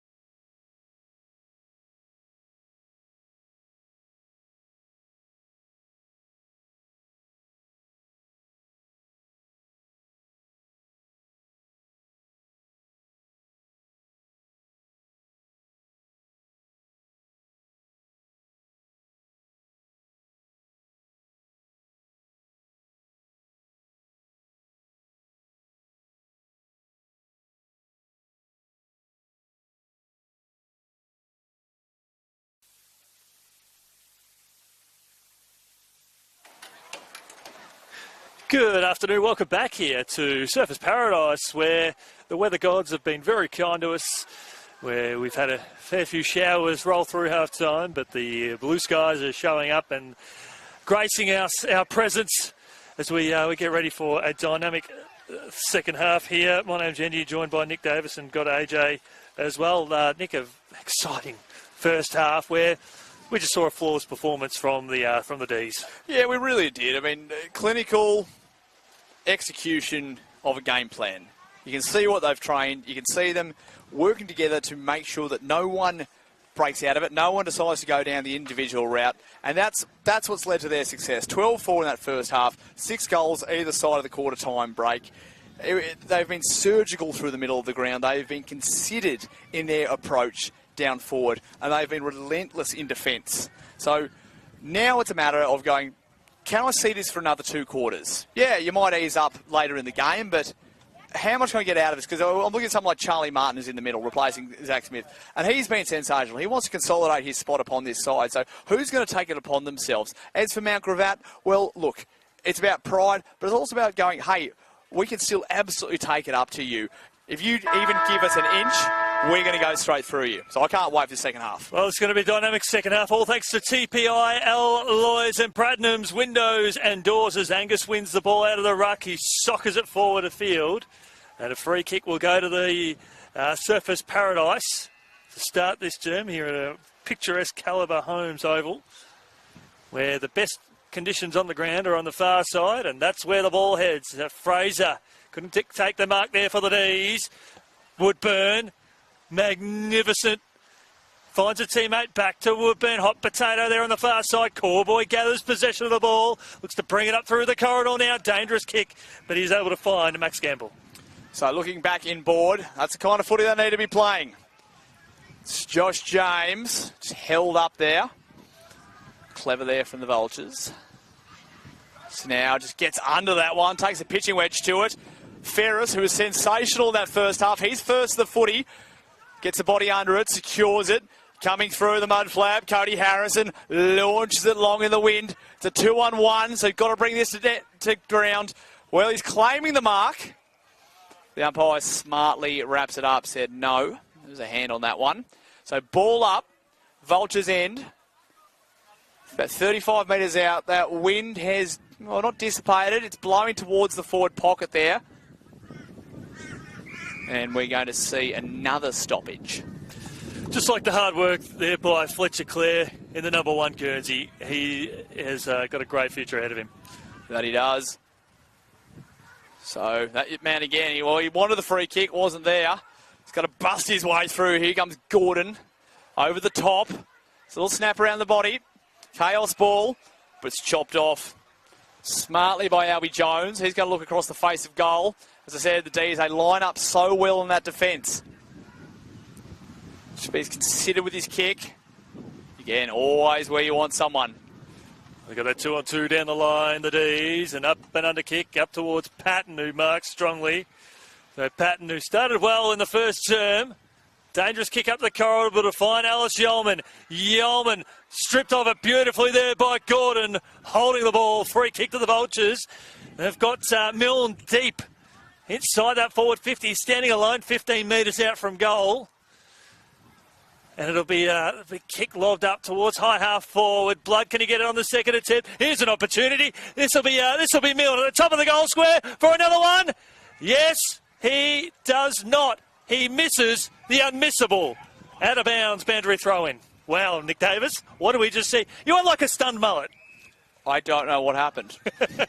No, I don't know what happened. It was just a little bit of a loop of the hand pass there. Vultures trying to play unselfish footy. Absolutely feel for Milne because that hand pass just held up in the wind, but all credit there goes to Elijah Reardon. He didn't give up. That's the kind of thing you laud as a coach in the sheds after the game. There was a half a chance that he could affect that contest, and he took it. So well done, Elijah Reardon. But they're not out of trouble just yet, the Demons. Another little chaos wobble ball, but look at the numbers they get to the contest, and well, now he's kicked it out of bounds on the full. So it is just not coming off for the Vultures there. Benjamin Costa toe poking it across the line. Milne, he wants that footy back. Can he go off the ground? Milne! And to behind. To the right of Well, the stick. it's been Jekyll and Hyde for Milne today, but you can't fault his effort.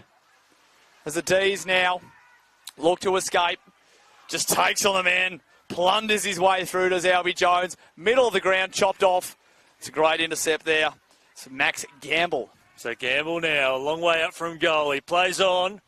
Right foot kick, looking for Milne again. Good defensive work there by Broadbent. Kills it towards the boundary line. We'll see a throw in next to TPIL Lawyers. You can see Milne's going to be that target again. Oh, absolutely he is. Got 4 minutes played in this third term. And I said, it's so nice of the footy gods to give us a big rain shower at half-time and then just bugger off this third term. So I can just soak the field further. So here they go again.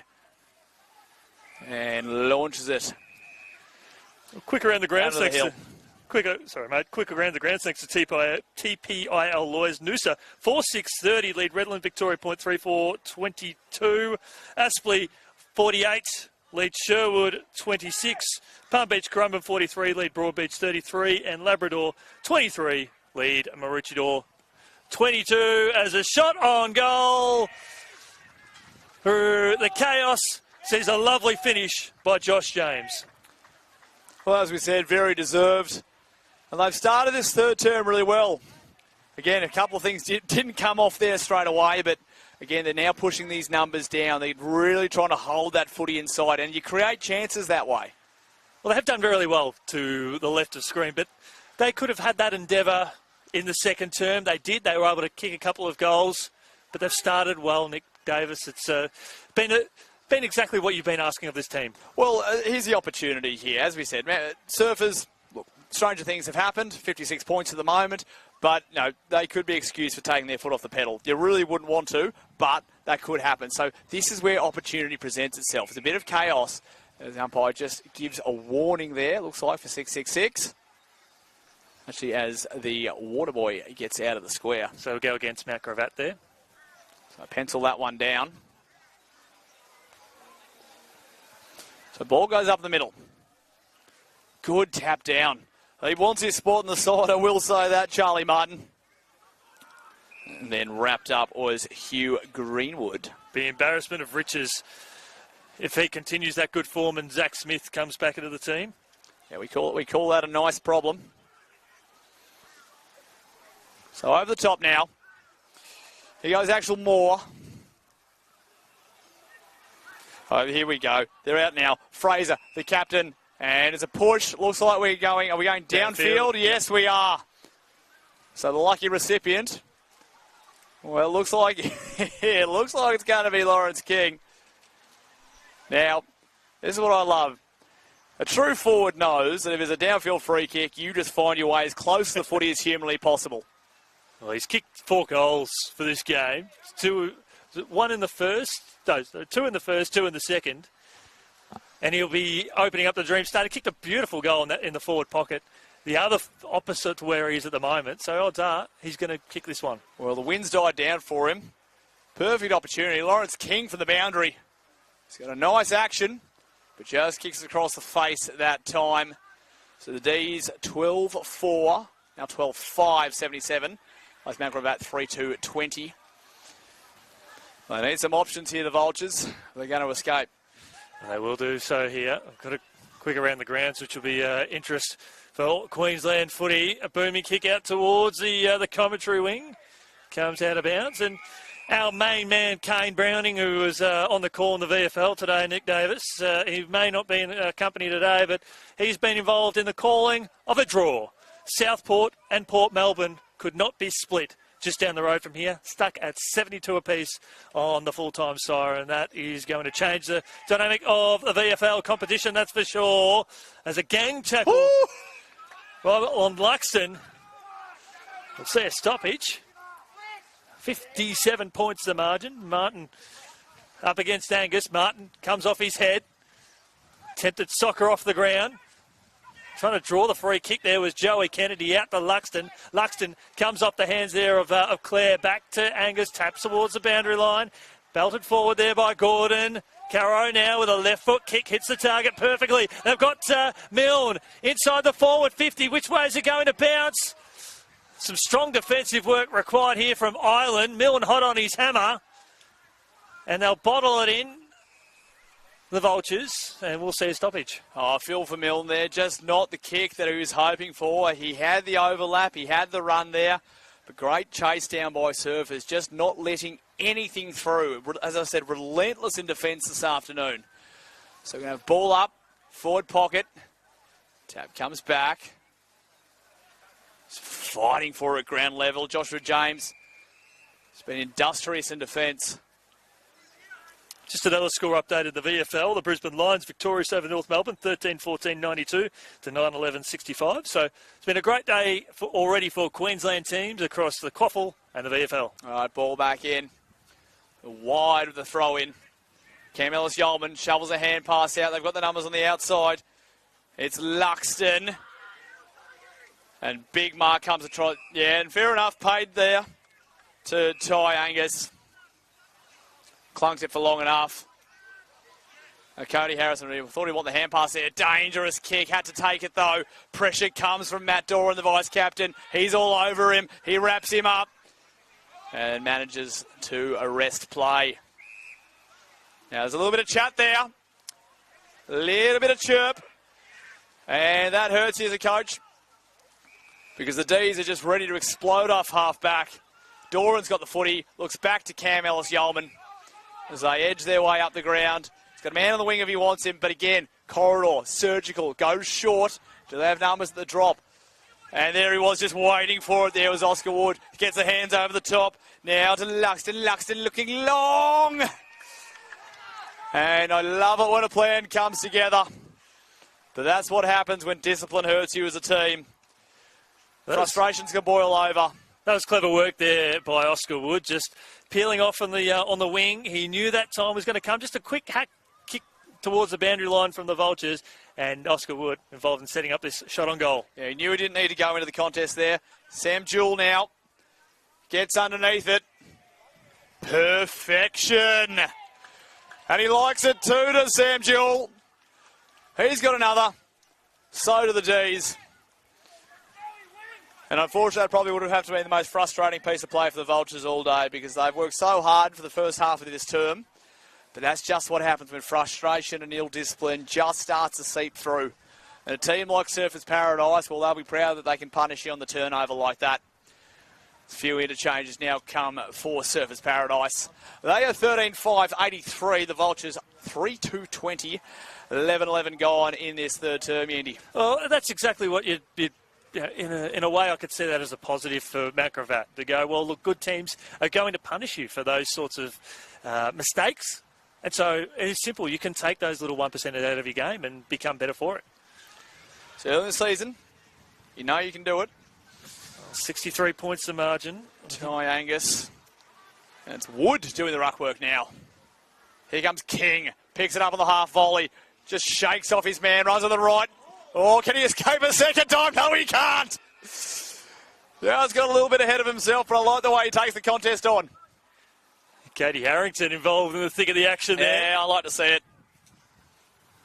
Oh, he is still. He suplexed him. And we're going to see a reversal. We're going to see a reversal.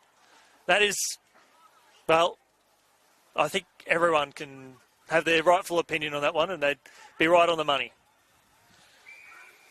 So free kick will go here to the captain. Inside the forward 50. Jewell got first hands to it. Surfers, can they capitalise? Handball there from Greenwood. Here's a chance for Moore. It was smothered. Russell went back in to gather it. Back to Moore. Woodburn working hard. Will get the free kick in the back. And they'll have a shot on goal here, the D's. So just some silly footy there. Yeah, it's just... It's frustration coming through. Again, he went in, pretty much dived in with the shoulder. It's always going to be paid in the back. You can see it spilling through. Again, Cody Harrison, he's worked so hard all day, but you can see just getting a little bit annoyed there. And the Demons, they're going to take advantage of it. You find that hot-headed player, and you work out how to get under their skin, and eventually you can make him crack. Oh. But again, I can't fault the effort, but it's just starting to appear. Woodburn pulls the trigger. Woodburn goes long. Goes good. It's a mark. And they'll have an almost uncontested mark right on the goal line. Surfers Paradise to Jewel, who'll look to kick 2 in a minute and a half. Again, held up in the wind there, but 2 or 3 players going, do you want it, mate? You want it? Oh, it's fair enough. I'll take it. It's almost like put your hand in the bucket and pull your name out and go, yep, you're the winner. In this case, it's Jewel, and he just chips it through for another. And almost barely a noise of affirmation. That's how used to goals this crowd has gotten this afternoon here at Surfers Paradise. Somewhat clinical, isn't it? Blue skies appearing in what has been a weird old afternoon weather-wise. Mother Nature being very crafty today. 14-5-89, Surfers Paradise. The Vultures 3-2-20. All 3 of their goals coming after quarter time.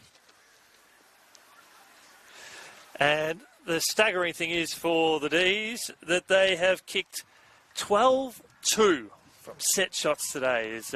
Is quite remarkable, given the conditions. As Fraser picks it up. Harrison pumps the ball inside the forward 50. Mark not taken here. Jewel wants 3. And he'll give away the free kick for a throw. So the Vultures, free kick across half back, will go up the corridor. He's told to go. Jewel puts some pressure on the kicker. Wood drops the mark. Handball back there from Shea. Back in ball to Moore, to Russell. Russell with a mung inside the forward 50, but it might work out well for them here. Spinning his way out of traffic beautifully, Patton. Did it go the 15? No, it didn't. So he ran himself back into trouble. Clare squeezing the kick out. Mark dropped here across half back. So Surfers Paradise dropping the hammer with the pressure. Angus just shovels it forward in hope. Going in there and hard again there, the big fella. Handball back up towards the corridor. In the mud, running into the side. Umpire says play on. Comes out now to Anderson. Anderson just paddles the ball up towards Patton again. And they're away, the Vultures. Oh, well done, Eddie. Amazing to get that out, but they're not out of the woods yet. Albie Jones wastes no time. Looks inside. And I'm sorry I got that so easy there, because the ball's in the hands of Mitch Patton. But yet it is truly incredible, and I'm not going to call for a head count because I can count the players on the bench. But the D's seem to be outnumbering them constantly, just constantly around the contest. They have 3 or 4 options at any opportunity, Surfers Paradise. And when you see a dump kick out of the defensive 50 in a congested situation, it gets pumped back in. It's academic. So Mitch Patton, the general, 40 metres out, right football. Got it. It's another one. 15-5-95. Those Vultures 3-2-20. 16 and a half gone. It's a TPIL Lawyers QAFL. Surfers, as we said, sitting 3rd place at the moment. They'll be loving this percentage boost. And I won't say they'll go to 4-1 just yet. But they're looking very pretty to start this season. Be very happy with themselves so far. They've still got that game in hand. Mount Gravatt. Well, again, now, this is how you relaunch your season. You go, all right, first 5 games, not quite what we've wanted. We've showed some good signs. We've showed there is opportunity here. And you start to reset a little bit. But it's got to be done now. You can't let the clock run down. Let's see some fight. Looks like it's Milne going the ruck. They're trying things. That's what I want to see. Good chase down. Michael Gordon goes after it. Then he takes his own player out. Again, Yeoman. Hands over the top. They're lining up. Doran, left foot ball to the square. Martin's resting down there. Good punch away. But again, they've got all the numbers. He's got time. He's got space. Just going to keep it going. Nice little toe poke. They're just wheeling it forward. The Vultures trying to get out. Kick around the corner from Patton. No. Minor score. 15-6-96. Mount Gravatt 3-2-20. So we're at now game high level, 76 points the margin. Thanks to TPIL Lawyers and Bradnam's Windows and Doors, and thanks to your company. It's a big kick out towards Milne. The target on so many occasions. They'll get back inside the forward 50. You'd think here that he's Reardon. Shrugs off the would-be tackler. Handballs up the corridor. Looking for Jones. He's pressured well by his opponent. Slips out the back there from Patterson. There's 3-on-3 going forward. It is 3-on-3. Blood. There's no one inside the forward 50, so he could just kick the ball in hope. He'll run to 50. Pull the trigger. 52 metres out from goal. And he slots it through. Wonderful work there by Robbie Blood. And the Vultures get their second of the third quarter. Now, I don't mind that at all. Very happy to see. I've been waiting for that all day, actually. Just that opportunity on the counter-attack. And again, that's the experience. It's not waiting around to see, maybe I get someone over the top, can someone right to the right position. As a forward, you've got to back yourself. You've got to know when to go. And Blood pulling the trigger from distance. Wynn did the rest of the work. Well done, Vultures. And sometimes it's just a chaotic kick up through the corridor. 3-on-3. And that's probably where they've done a little bit better here, the Vultures. Particularly when they started the game. They had fewer numbers in there attacking half of the ground. They were able to get more space. Whereas Surfers, they've been industrious with their clearance work across half-back because they've had those numbers. And sometimes when you get a one-on-one, it works out well in your favour. That's what you got to do. Chaos when there's clinicalness. So up goes Milne. He's had a really big day. Just monster in the contest there. There's Caro coming through. So letting him know on the ground as well. Joey Kennedy feeds the ball back to the umpire. Milne gets the tap down. He's rucking well. Cam Ellis-Yeoman wraps him up in the tackle. It's Claire. Been at the bottom of many packs today. Just going to keep going for it. Working their way down, phase by phase, the Vultures. Here we go again. Moore's at the bottom. Claire again, bottom of the pack. There's an arm over the shoulder, and it's going the D's way. So watch them slingshot out of here. Doran now, left foot kick, spots up Russell. Getting better the longer this game goes on. Pushed into a good position as he looks to bring the ball through the corridor. Anderson, he's slipped at the crucial stage. They've got numbers out inside the forward 50. Blood again! And that is clinical work. And that's something that they've done so well, Surfers, but just getting stuck in the mud, realistically, there from Anderson. And he was caught. And a big thumping kick there from Josh James. Finds Blood, who kicked the goal a few moments ago for the Vultures for the first time today for back-to-back goals. You betcha! Blood's got a pair, and they've cut the margin back to 64 points. It's been 3 goals each for both sides this quarter. Well, honestly, well played to both teams there. They were so clean moving that footy out. You're right, maybe just heavy legs there in the mud. Just that slightest bit off with the kick. But well done to the Vultures for capitalising on that transition. Just seeing the opportunity. Right place, right time. But that's what you got to do. As I said, sometimes when a team is moving so clinically, you've got to be a bit chaotic. Just take every opportunity now. And if we can see that for the next quarter and a half, then the Vultures can walk away from this game with their heads held up high. And Surfers haven't taken their foot off the gas by any stretch of the imagination. The Vultures just haven't stopped, and this has been a great opportunity for them. So ball up in the middle. Milne has been doing well. So has Martin. Has had a big day. Doran just bashes his way through. But so does Harrison. Just gets it on the boot. Reardon underneath it. Vultures at the fall of the ball. Here they go again. He's got to get first body. Protects the space. It's James forward. He's been playing back all day, so they've swung him forward. The magnets have been spun. Here he goes, James. Just got to will it through. Now to Roger. Back on the outside. Gordon with the left. Puts it up in the wind. Can it drop back? Chaos ball to the square, but just fell the wrong way. Robert Blood. Well, he smelled blood. He wanted it. He was looking for his third as Doran on the outer side. They've got the ball going through beautifully in the outer of Snowball, who brings the ball up towards the corridor. The Vultures have some numbers. Jump was poorly timed in that instance there, but they're able to make it work, even if it's momentarily. Fletcher Clare says, I'm going to make it work permanently. Taken here by Joey Kennedy. Across half-back, squeezes off the side of his boot, and Surfers will settle half-back. Yeah, I like that from Fletcher Clare. As I said, chaos. Try things at this point. Upset the rhythm of this game. That's what they've got to do. Jamison Shea looks inboard. Again, just maybe a bit heavy legs, a bit overcooked on the kick. Moore just wanted it that little bit more. Now hands over the top. Martin finds his man. Jewel looks around, dances, gets back onto his right, wobbles a kick. Which way will it bounce? Over the line for a boundary throw-in. Again, they're just so dangerous when they launch their attacks into the forward 50. Quick around the grounds, thanks to TPIL lawyers. Labrador by 2 points over Maroochydore. Broadbeach by 2 points over Palm Beach Currumbin. And Noosa by 6 over Redland Victoria Point. So unfortunately today we haven't got the close one, but there's some bangers going around in the QAFL. There's Shea. Out to Doran. Left foot kick. Threads the eye of the needle. Good spoil there from the Vultures. As Russell tries to clear the ball out.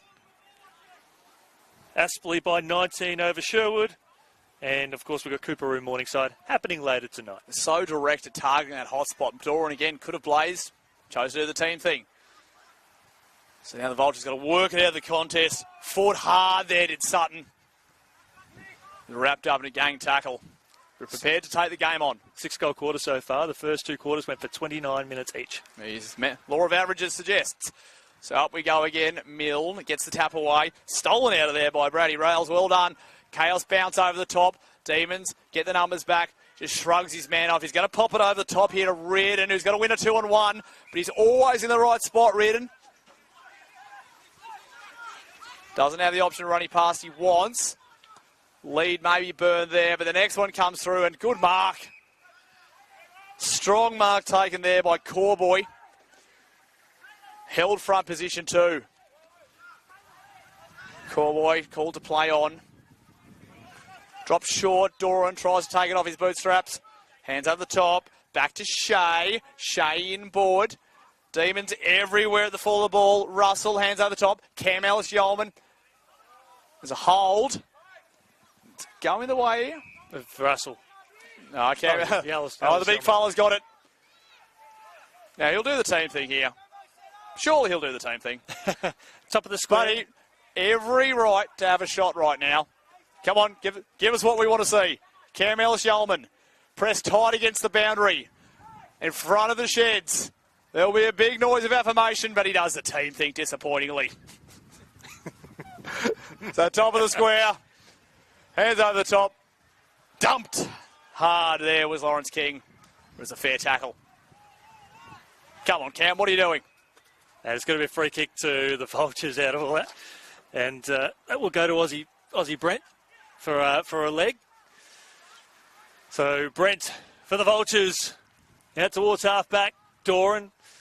And Surfers will reset again. And up and under kick. Looking for King. Ball hits the deck. Right foot snap around the body. Is it going to be play on advantage?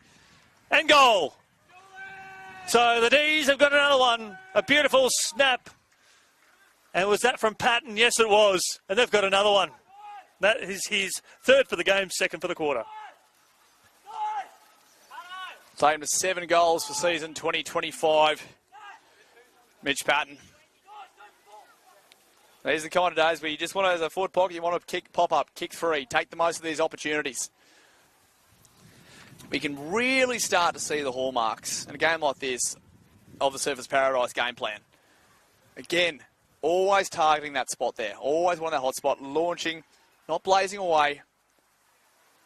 And this is the stuff, if you can get it right, and if you can be consistent in games like this, without just throwing it all out and playing silly buggers in the last quarter, this is what sets you up for finals. This is what proves that you're a really good team, if you can be disciplined in this time. Now, as much as I want showtime, I'm really glad Cam Ellis-Yeoman took the right call.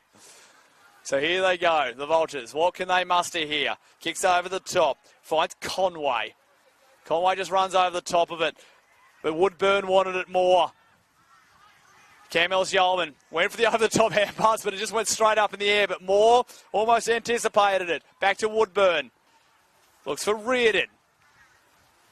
Now the Vultures just caught a little bit flat-footed. Pressure on the contest. Now we look across to the far wing because he's got a runner. Here comes Luxton. Just lost it in the sun there, but he's got plenty of time. Through the muddy wing. Chips back inboard. That's where you want it. Lawrence King, diving, sliding mark in the mud. Gets up. Oh, the runner pulled off there. So he's going to look for that main spot. Little chip over the top. Finds Moore, who just kept on running. Back inboard. Low wobbly kick. Just a bit of fatigue in the legs there. Still going. They're going to will it forward, the Vultures. But again, Woodburn just got himself to the contest. And it's chopped off. And the Vultures can escape through the middle of the ground. And that they do. Outstretched mark taken here by Gamble. Handy inclusion for the Vultures. Kick up towards centre half forward. Good spoil there from Reardon. Belted back up towards high half forward. The D's, they've had plenty of numbers on that outer side. They'll instigate their way out of here, albeit momentarily. Blood, the kick was smothered to perfection. Reardon busts his way through. Putting his head over the ball there was James. Umpire says play on. Knocked inside the forward 50, where it will be a 3-on-2. And Surfers, I've got an option out here on the commentary wing. It's not going to get to him. Holding the ball. How about the desperation? And that coming there from Jared Carrow. And he'll have a shot on goal for his first, Nick Davis. Well, desperation is the word. And again, we're in a red time here in this third quarter, so that's what you want to see. You don't want to be waiting around for the siren. You just got to make the most out of every opportunity. So, well done, well done. Well, it's a 4-goal-to-3 quarter in favour of the home side, and we're ticking into that 29th minute mark at the moment. This is to basically level the scores here in this third term. It's skewed off the side of the boot. No, it was a pass all along. It was part of the master plan, Nick Davis. Yep. Elaborate set play there from the Vultures. He knew what he was doing. Caught them all off guard. And Milne, the ultimate swingman in this this Vultures team. Needless to say, we'd love a few more, that's for sure. So Milne in the shadows of three-quarter time. And he has got it home.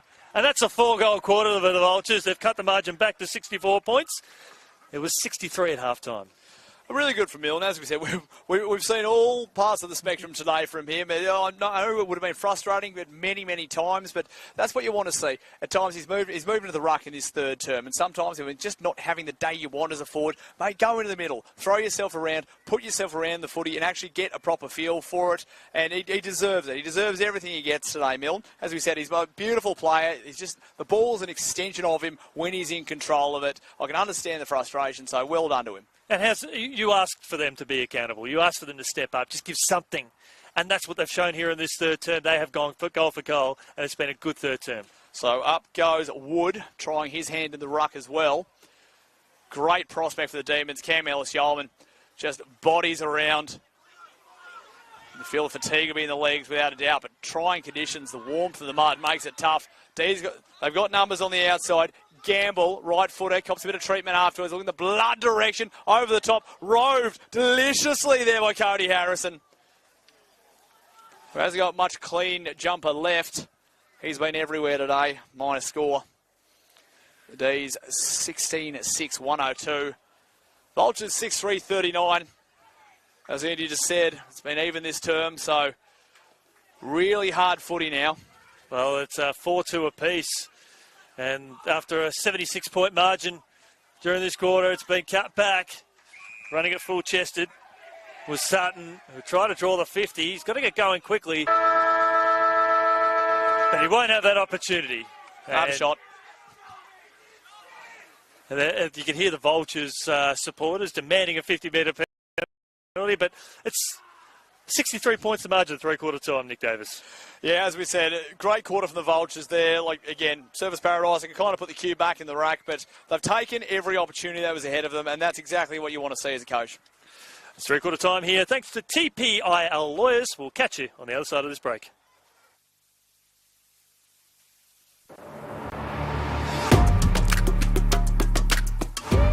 You need a strong team. At TPIL Lawyers, we rise above the pack. When it comes to your total and permanent disability and compensation claims, choose TPIL, the personal injury lawyers. Kicking goals for Queenslanders since 1983.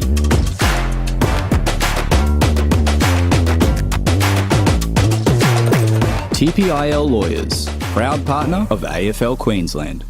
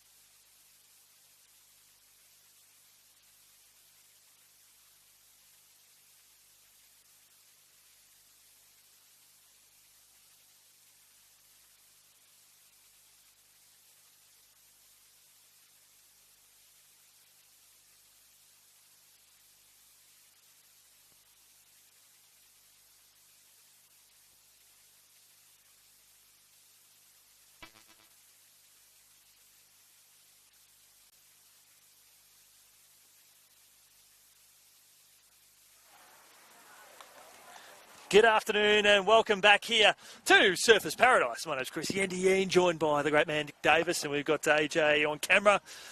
Good third term there from Mount Gravatt to kick 4 goals for the quarter. Yeah, absolutely. I mean, as we said, the game probably, and let's be honest, it was probably gone at that point. Yep. But what we saw is intense effort and ability to capitalise on any mistake Surfers made. Now, again, they're going through the motions. They're really perfecting their game plan right now, and it is showing. But the moment that the D's slipped up, they pounced. And I love to see that. I've seen incredible industrious work from Milne. He's been sensational. Harrison has just been everywhere. I can't fault the effort of the Mount Gravatt players today. You can see potential. They have exactly right. And this is what you want to take away. Look, the score does reflect what's happened today, absolutely. But that's a reflection on Surfers Paradise and how well they've played. Yep. It's not a comment on Mount Gravatt. It's just a shame that they have turned up on the day that the D's have got their game plan right. So now you've got the last term. Yeah, it'll probably blow out in time. Yeah, maybe you sort of let yourself go. We saw a bit of frustration creep into the Vultures players. Maybe keep that out of the game. Show that you can not lose your head a couple of times. Because, yeah, party time will come. D's kicking with a wind to the left of screen. Why not? You're going to have some fun. But don't lose your head right now. Finish this game strong and build the rest of your season off this last quarter. And we stress that it is not about patronising or just trying to create a feel-good story. It's the reality of what we're seeing here on the field. Socket off the ground. Attempt was missed as it's hacked forward there by Greenwood. There for Surfers. Picked up there by Jewell. Well, not quite there, under a fair bit of pressure from the captain, Aussie Brent. A dangerous kick across goal. Luxton couldn't quite take the mark. Overrun there by Conway. Luxton dived on the ball. Greenwood goes there, picks it up, wrapped up there by Fletcher Clare. Here's a chance for Russell. Russell with a kick on goal. And that's a goal. No. Is it a goal? Is it a mark? No. So what's happened? Okay, so there's a sling tackle just called there. And the whistle did go before the kick. So I think they're going to it's kind of hurt him a bit too. Well, can I take a stab and say that if Alice Yeoman didn't take the mark and let it go through, the umpire might have waved advantage? Possibly. That would be my betting. It did look like he wanted to call it back. But regardless, the important thing, Ben Woodward is actually okay. Yeah, exactly right. And a player built for these conditions. He's been nothing short of sensational, coming onto the scene a handful of years ago, kicked 4 goals on this ground against some good opposition. And he's set his career up nicely. The kick inside the forward 50. Russell overran it. Still dangerous times here for the Vultures. Paddled out towards Luxton. What a game he has had. But he ran out of tarmac. We'll see a boundary throw in the half-forward pocket position for Surfers Paradise. Yeah, just a little bit too much on that kick there. But again, as we keep seeing, they are doing the team thing. Yeah, that win, mate, was a little bit notorious. Tough to trust. As rove beautifully out of the pack was Fraser. Deserves a goal, the captain, and gets one. He read that so clean off the tap. Had miles of space to work in. And all the time in the world to finish with precision. The Demons 17-6, 108. Mount Gravatt 6-3, 39. Another rainbow emerges over the field. Interesting day on the conditions, no doubt about it. It's a 69-point game. 2 minutes gone, final term. Just around the grounds, thanks to TPIL Lawyers. And Labrador still by 4 points over Maroochydore, 26-22. Palm Beach Currumbin have taken the lead, 52-49 over Broadbeach. Redland Victoria Point taken the lead over Noosa. They lead that 56-44. It's closing up between Aspley and Sherwood. That's 13 points the margin. And we've got Cooperoo taking on Morningside later on tonight, 5 o'clock. They've got women's games in there as well. It's a grand action-packed day as Woodburn. Another clearance up towards high half forward there for the D's. We've got some extra numbers around this contest. Greenwood is circling, but a free kick has been awarded. And it will go out to Rouse, who'll switch it across the outer side, finds Gordon. Kicks the ball along the boundary line, and that's better by Harrison. They've got Milne at high half forward on that side of the ground. He's electing to go up to the corridor and sitting underneath it all day, every day. I think that's Joey Kennedy. Yeah, it camped perfectly at Kennedy. Knew where it was going. He's been sensational this afternoon. Just through the hands. Doran spilled the mark. Another man who's been very solid. Copping some contact there is Milne. He hasn't given up all day. JJ, number 4, over the top. Claire slips his way inside, covered in mud, looking in the blood direction, but reading it so well was Reardon. He did this last week against Broadbeach too. He'll keep running. He'll keep going, Reardon. They've got a number running off the bench as well. Patton, if he can affect the contest. Looking long in the Cam Ellis-Yeoman direction, just dropped a little bit short of the former Crow and Lion. Was he leg there? Yes, he was. At Ellis-Yeoman, in a one-on-one contest, 20 metres out from goal, the kick was just fell a little bit short, but the forward line really opened up for him. All right, now this is interesting, Andy. Will he try and pass this off? Will he go for goal? So we have not seen many kicks from outside 40 metres as the rain comes down now. Long with the right boot, goal umpire's moving, and it's through for a minor score. That breeze just taking it to the left. So the Vultures, the margin trimmed back to, extended out towards 70 points as the ground is bathed in rain. And the D's spear the ball back inside the forward 50 to Wood. Couldn't quite take the mark. Yeoman was there. Wood gets it on to Patton. Patton's got 4, and they've got another goal here, the D's. Beautiful work. And all in the chaos of the rain. Well, after this game, I'm hoping Oscar Wood is awarded a Victoria Cross for bravery for dropping into Cam Ellis-Yeoman's hole.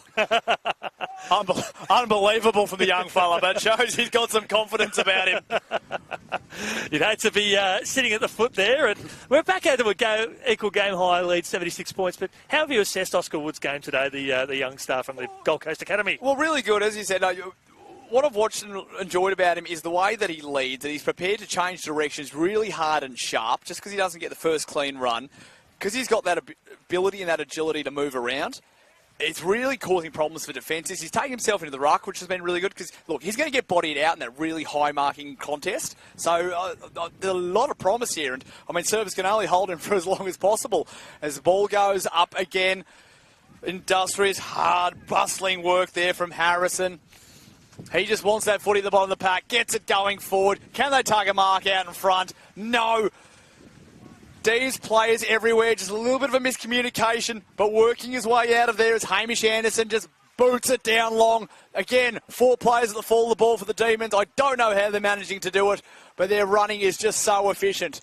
Mopped up, little hands out to the side.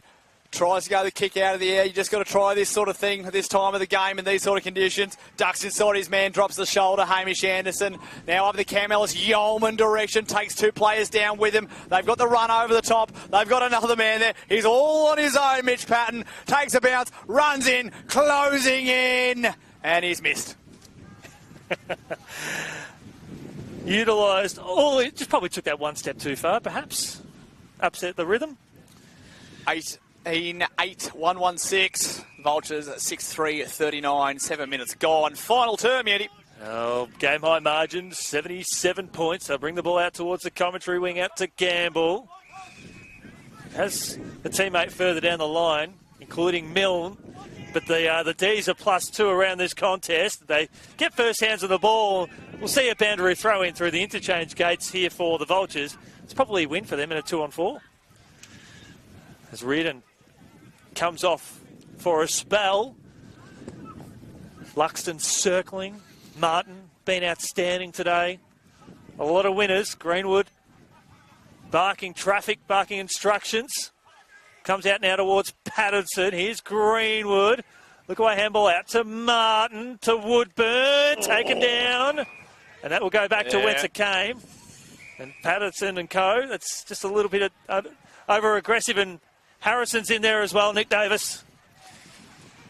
Well, so this is what I was talking about in the last term. You can be frustrated. You can try. He's okay, which is glad to see it. He's copped a beating today. You can show that you're strong. You can show that you're having a fight. But in this last quarter, that's what can come through. We're talking about discipline, and something like that is unnecessary. Like, I get it. I know you want to make your presence be known, but from Jake Harrison, they'd probably, hopefully, want to have that one back. Well, there's a chance for Lucas Snowball.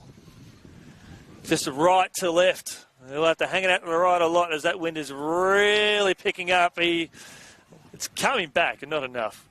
Minor score, 78 points, and Woodburn, well, he shrugged off the trainers, so he's going to stay back on the ground, Nick Davis. No, he's been told. He has to come off. Let's He has bring to him come off. Well, again, I can only just recognise him in that Demons jumper. His job's done today.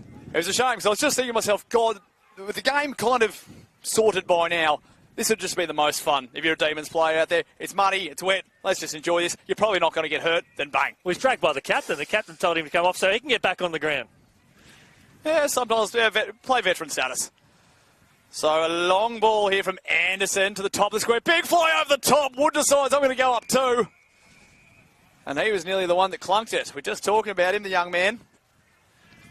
He's able to make a lot happen for himself. I just want to say how good I've got the best seat in the house here with AJ, just admiring some of his wonderful camera work, bringing you all the action with Nick Davis, Cristiano commentary. Mate, you could specky him from right there. So Wood to do the ruck work, gets a tap over the top, Vultures down at the bottom, long kick outside.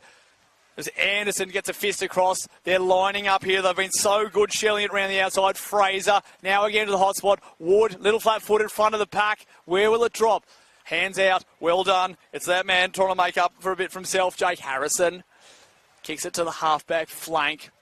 And it'll go over the line for a boundary throw-in. We've played 10 minutes in this final term here at Calibre Homes Oval. See Surfers Paradise Demons looking very comfortable. 18-9-1-1-7. The Vultures 6-3-39. 2-0 for the quarter. All thanks to TPIL lawyers and Bradnam's Windows and Doors. And the Vultures with some strong tackling there on the outer side. Adding some extra defenders inside that defensive 50. And they've got some one-on-ones to the right of your screen. Free kick for too high. So we'll go to the Vultures, to Milne, who has been in everything today. Kicking goals and stopping them, Milne. So a dangerous kick up to the corridor. Shea was waiting there for the D's. Getting a high tackle. Umpire said no, he ducked into it. Out to the Snowball. To Jones. Albie Jones out the door and another left footer. Just spears it up towards the corridor and finds Shea. He could almost kick this. He's not eyeing off the goals, but I know that he can kick the ball 50 plus on a dry day. So Shea does the team thing. Kick towards the corridor. Wood brings it down to ground. In fact, it's Wood here. Wood, beautifully tackled. Umpire said no prior opportunity. Wood again tries to find more. Free kick in the back. It'll go to the D's. That's one of those make-up free kicks there, I reckon. Possibly just knocked out in the tackle. Like, you've benefited the doubt there, but sometimes when you know you miss one, you try and call the next one as well. But we just spoke about how good he's been today, Wood. Oh, sorry, that is Luxton, but Wood and Luxton. Luxton's been outstanding too. Oh, hasn't he? Yeah, and that's the thing. Quite achiever today, but he's been exactly where you want him all day long. As the Demons keep swinging the changes. Wind still being an absolute nuisance. Yeah, my apologies there. Getting the number 7s mixed up here. Luxton, who's been one of my favourite players to watch today. And he's just further entrenched that status with a goal. He's got his first. And the margin blows out again, 3-0 for the quarter. Well, again, they're just so prepared to put it to the right spot. Even just then as Jones is looking to launch that in, you can see the hole just opening up there for Cam Ellis-Yowen. And maybe that's out of fear of the players around him that they don't want to get in his way. But again, they're so unselfish. They move their forwards around so well that they just create space for each other. That's how you play good attacking footy. They're working the defence around and making life so much easier for them. You don't burn your forwards out that way. They can rest efficiently and then go when they need to. Well, it's been a clinical performance here from the D's. They've finished strongly. The Vultures, well, they're kicking into the breeze. They'd love to get reward for effort as well. Nick Davis. So we go up in the middle. It's Martin. It's been sensational today for the Demons. Woodburn is in there at the bottom of the pack. They can't keep him down. Bustling his way through his Carrow. It's been solid today. They've just got to get this footy moving, the Vultures. Well done. Overruns it slightly there as Anderson pops over the top. Pick up from Clare. Clare's run down from behind and banged into the mud as Anderson gets the kick away. And he's got a man where he wants him. Martin. It's been filling in ruck duties for Zach Smith today. Kicks the centre wing. Greenwood just uses the body and works him. Needed a man. And that man was waiting for him. And Lawrence King puts it to a 2-on-2. Spills through the hands of Rivings Patton. Vultures have numbers outside, and they keep attacking the corridor. I like to see it. They keep going for it. Joey Kennedy pushing down from defence. He's got a man inside. And he spots him up perfectly. Is that Patton again? It was. Yeah, that's right. It's party time for the Demons now. And as I said, the forward pockets, they know when to pop up at the right time. And Patton, after we just saw him impact that contest on the wing, just slew around into the hole. Well, he's going for goal number 5 to live up to the name of the number on the back of his jumper. Well, this is what forward pockets build their season off. A bag like this. Can he make it happen? Yes, he can. And the crowd, General Patton puts it through. The crowd are just stunned by the brilliance of what this footy club has been able to showcase Left in today. complete silence, absolutely. The jaws have hit the floor. 20 goals in conditions like this, it's to be admired. There's going to be some sore legs tomorrow, there's no doubt about it. Siri Greenwood comes off the ground. It was good use of the body here. It was, absolutely, and that's, yeah, you can see that experience there. That was just knowing how to turn at the right time. Don't overcommit. You know someone's going to get a little bit too excited. Just drop the shoulder at the right time. Early in the last quarter over Maroochydore, and they lead Labrador 29 to 27. Only one goal kicked in the second half, I think. Yeah, it was. It was 4 goals to 3 at half time. So it's been a tight one up there at Maroochydore as the Roos here the Vultures through Corboy, conceding ground and up and under one at that from Rouse. His teammate downfield was flat-footed. Fraser takes his opponent to ground and gathers the ball himself. He's wrapped up by Carrow. We'll see a stoppage. They went backwards, that kick up in the air. The wind's picked up again. And Woodburn. You can hear him trudging through the mud at the moment. Woodburn coming back on the ground too. He lays the tackle. Taken cleanly there by Carrow. That's what you like here with Woodburn. You said it's if the opposition is starting to feel a little bit weary in the legs, this is probably where he's going to get a few key touches too. Yeah, you'd think so. So Martin up against Angus. Just finds him. Spends a lot of time getting thrown into the ground, but he just keeps bouncing back up, does Woodburn. There's a little bit of push and shove. It helps when you've got that lower centre of gravity, don't you? Matty Doran says, this is my field. You mess around with me. Good tap by Angus, just goes straight up. He's going to continue to dominate as a ruckman through his career. Ty Angus. How have you found Martin's game today? Oh, really good. Really good. As I said, challenge. He's got his chance here, and he's taken it. And you take him up against Angus, who goes straight up and strong with the body, but he knows how to lever the limbs at the right time. Just position himself so he doesn't have to body out. As Anderson just drives through the middle. They've got numbers. Moore in the headgear. Gets a hands over the top, gets his footy back. Supercoach points going through the roof. Looks long towards Jewel. Just camped under it. Kick across the face. Got to go here. Got to save it. No, this is the dream if you're a forward. Woodburn. Couldn't quite take his chances. Got a little bit excited there. Had more time. Oh, he could have straightened up on his favourite right foot. But mind you, the amount of people that have tried to bury him today, I can understand why he might have thought someone was behind him. As the ball, unfortunately, just hits the bootlaces there. Unable to be clean, but this man's been clean all day. Oscar Wood puts it back towards Jewel. Is able to wrap him up, knocks it out in the tackle, and incorrect disposal. Oh, advantage is called. Now he's called it back. Well, that's unfortunate for the Vultures there because they took the advantage. It was called and played. And Mitch Patton going for what? Goal 6. Made an absolute meal of that, so he's escaped. It's just that fraction. That makes it tough as an umpire because you get ready to call play on advantage and then you realise, hang on, there's no advantage there. It looks like it's going to be Jewel. Been very good today. Can't fault a single player on the team. Jewel from the pocket. That looks good. That looks very good. Jewel shines in cloudy conditions. And the lead is really blowing out now. That's 21 goals in some of the most challenging ground conditions that we'll probably see all year here at Surfers Paradise. 21 goals, 9. I feel for the curator of the ground. And most of those, I think 3 of those points have been rush behinds too. So the coach will clearly be having a talk to them after about this, but just the inaccuracy. It is out of control, possibly epidemic proportions. Those 6 misses. The goal kick in training, they'll have to do it. It could have been 6 goals. No, it's been a sensational performance from the Demons. Really announcing themselves to the competition. And they're going to make this ground a very hard one to come and visit. I had a good look at them a few weeks ago against Redland Victoria Point, and they lost that one.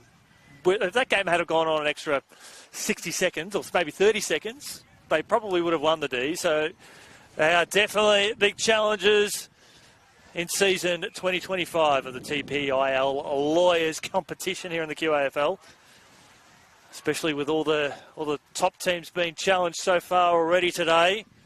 We might have a few upsets brewing as well, given the results. So we see multiple stoppages.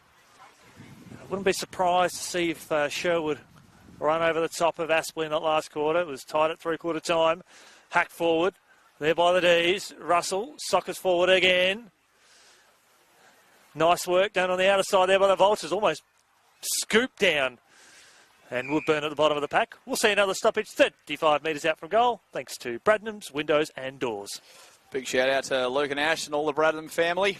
Been great sponsors of sport. The Gold Coast and around southeast Queensland. As again, finds himself at the bottom of the pack. No push there. Umpire calls it back.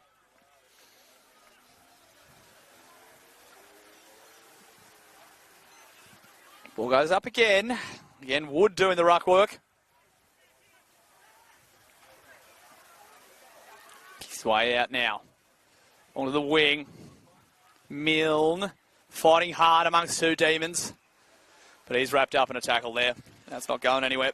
Quick around the ground, thanks to TPIL Lawyers, and it's just about to hit time on between Aspley and Sherwood, and only 4 points separate the two. The Hornets, they're getting challenged by the Pies, who are come back very strongly as the Vultures here on the Gold Coast. Hack the ball forward. They'll get a chance for a late one here. Shot on goal by the Vultures. And that is sensational by Ben Costa. Good finish. And well done. They've slugged it out for this quarter.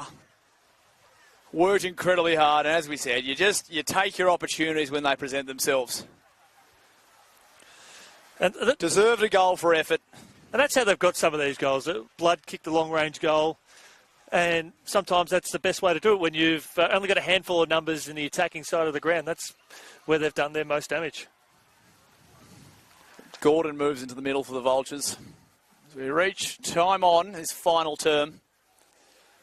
Maroochydore by 11 over Labrador. Palm Beach Currumbin by 5 over Broadbeach. Redland Victoria Point 13 over Noosa. That's approaching full time. So the competition might be quite open. We can see that front runners are starting to push away.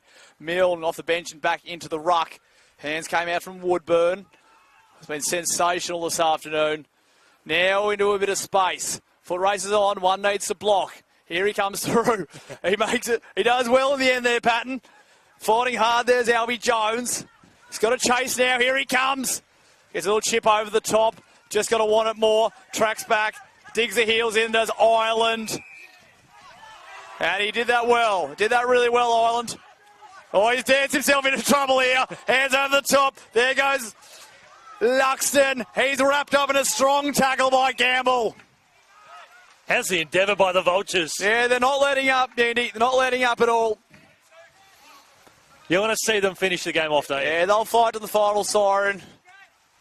That's what you want to be known for as big punch goes away. Picked up.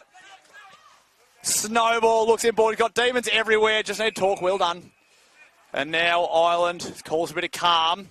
He's got Reardon in the middle if he wants him. He's got a man on the outside too if he wants to switch it. Takes that option now and they're away. The D's running off half back.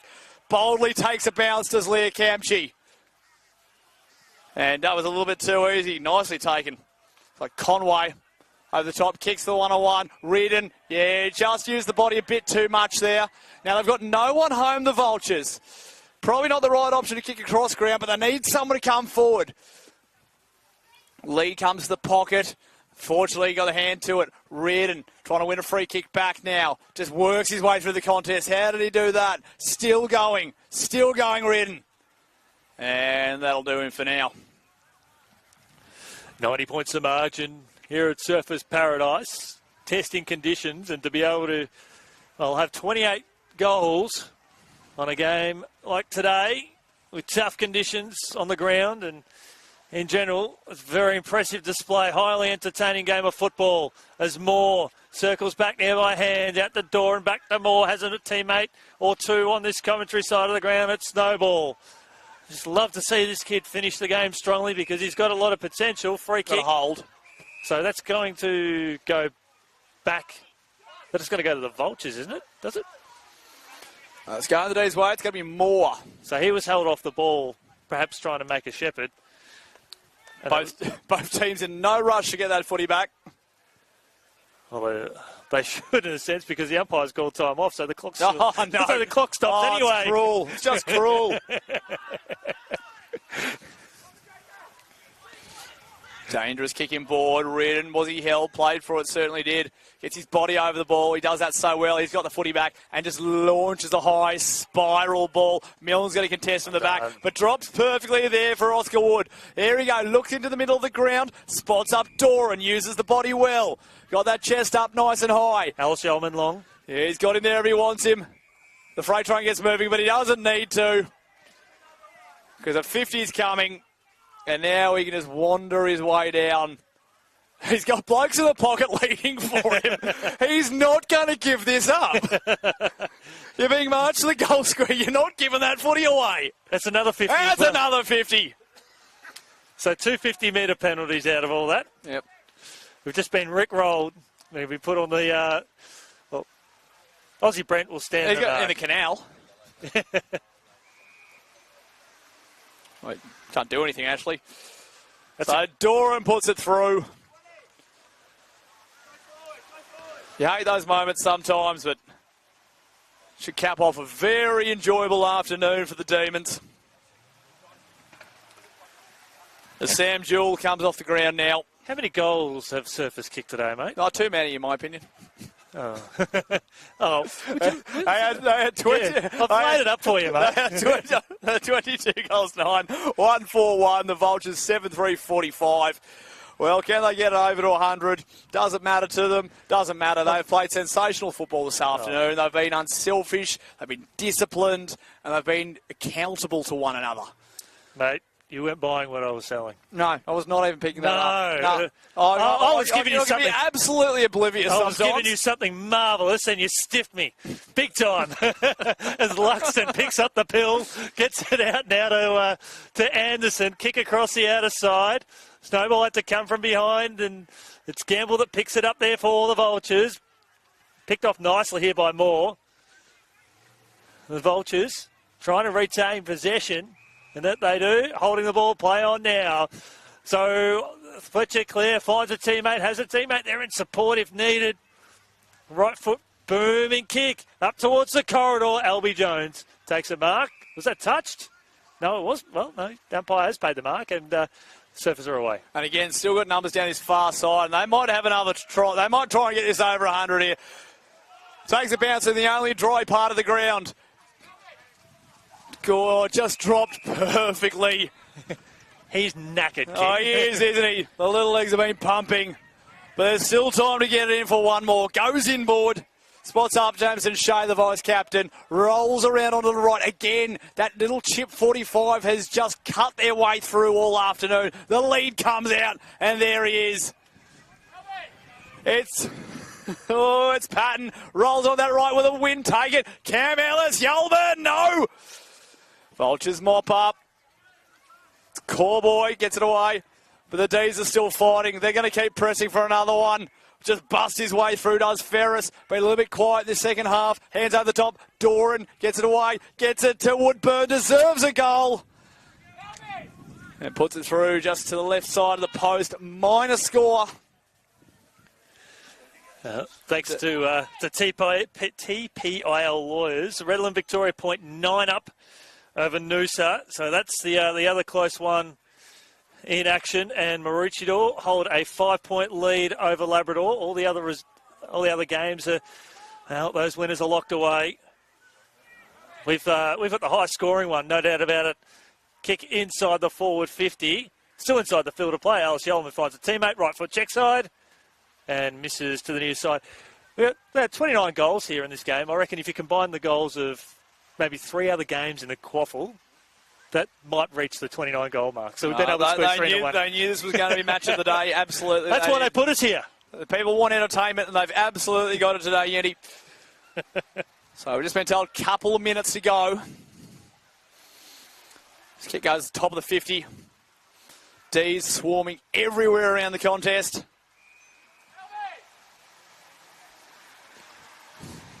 Sting well and truly out of the game as the lights come on, mercifully with 1 minute to go. Kicks in the middle of the ground. I love the way the Vultures have just continued to try and attack the corridor. Again, they just haven't gone the safe, easy option of bombing it down the line, playing for safety. No, they've taken the game on. And so is this man all afternoon, Cody Harrison. He'll fight after it again and wraps him up in a tackle. Well done, Cody Harrison. Well done. We've seen the best and the interesting of Cody Harrison today. Well, this is the kind of player that you base your team style around. This is like heart and soul sort of stuff. You look at a team and I look at a player and go, what's your team's DNA? What is the DNA? And I look at him and go, yes, that is what I'd build a side around. That is a player I know is going to go into battle for me and is going to give 4 quarters. And he's going to fly for this one here. This ball is tapped over the line. These players get around one another and go an arm over the shoulder. Let's go the D's way. Okay. So if they're wanting this 100-point margin, they've got to roll it now. How many seconds do we have left? We've got a few. Oh, we've got time. Oh. All right, so it's going to be Sam Jewell. Back on the ground. He has worked the scorers today, Jewell. He runs in the mud patch, launches it to the top of 50. Big fly from Wood. He's gone for a couple today. He's got some confidence, the young man. Absolutely love to see it. And working hard was Darcy Russell. He wanted to rip to the ground. Harrison. Well, it doesn't matter if it was deliberate or was out in the full. Regardless, the D's get the footy. Yep. It was either going to be out of bounds on the full. And that's what you got to do. You got to sell it. You got to sell that it wasn't deliberate. What are you talking about? How could you accuse me of something like that? That's highway robbery. Falsely accused. Ireland switches across the face. Deny. Has to go up the corridor now. Up to Joey Kennedy. He's still got time. Kennedy now with a booming kick. Looking for Woodburn at the base of the pack. Bounces off the chest there of Rouse. Here comes Elijah Reardon. Right foot, check side. And Corboy marks on the last line of defence. Turnover. Here we go. Spill through the hands. Rolls around. Here comes Harrison Fraser. Little toe poke by the Vultures. They're going to try and get forward. Wrapped up in the tackle, but got it away. It was Luxton applying the pressure. Far side of the ground. Looks like Ferris in those fluoro boots. D's arrived to the party, and they'll hold it up there. Deserved a goal, did Reardon. We'll get you to think about a 3-2-1 as well. We'll just, like to stack it up with the coaches' votes, and we'll just have a brief talk about that after the game too. As Rucks will contest, the Vultures bring the ball to ground. They've kicked 1 goal for the quarter, and it's Surfers who haven't taken the foot off the gas.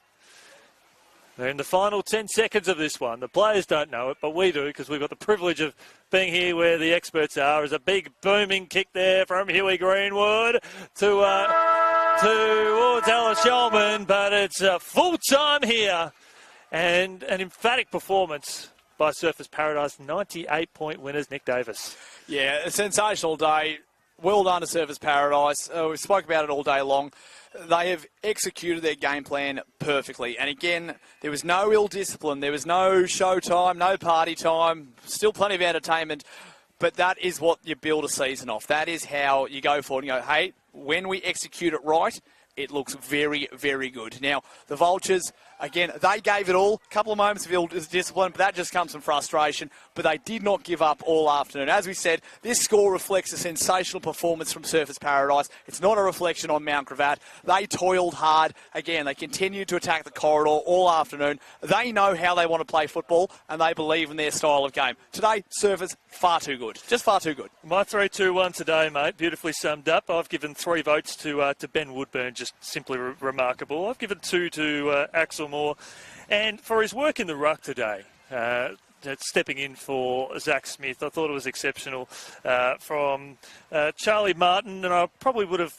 I did enjoy the work of Michael Luxton's game. He was probably a little bit stiff to not get a vote from me, but they are my 3 top players today. Nick Davis, your thoughts before we wrap it up? I was going to say I'm really annoyed because I actually had the exact same votes. You did not look at each other. We had the exact same votes. But I do want to I really do want to say that for Cody Harrison and a couple other players from Mount Gravatt, Fletcher Clare, I thought they were sensational. They did not give up. They worked so hard all afternoon. And a really big one also to Jaden Milne, who I think was actually unlucky not to get in the votes. He had a difficult, trying day, but he did not stop all afternoon. So a lot of Mount Gravatt players, they can hang their hats on this performance today. Yes, the scoreline hurts, and also when it's rainy, it's crappy weather, but they did bloody well. So well done to Mount Gravatt. But Surfers Paradise, let this be known to the rest of the competition. They are here in 2025. Well, thanks to TPIL Lawyers and Bradnam's Window and Doors and our main man here, AJ. Thanks so much for your company today. We look forward to catching you next time here as part of QAFL Action.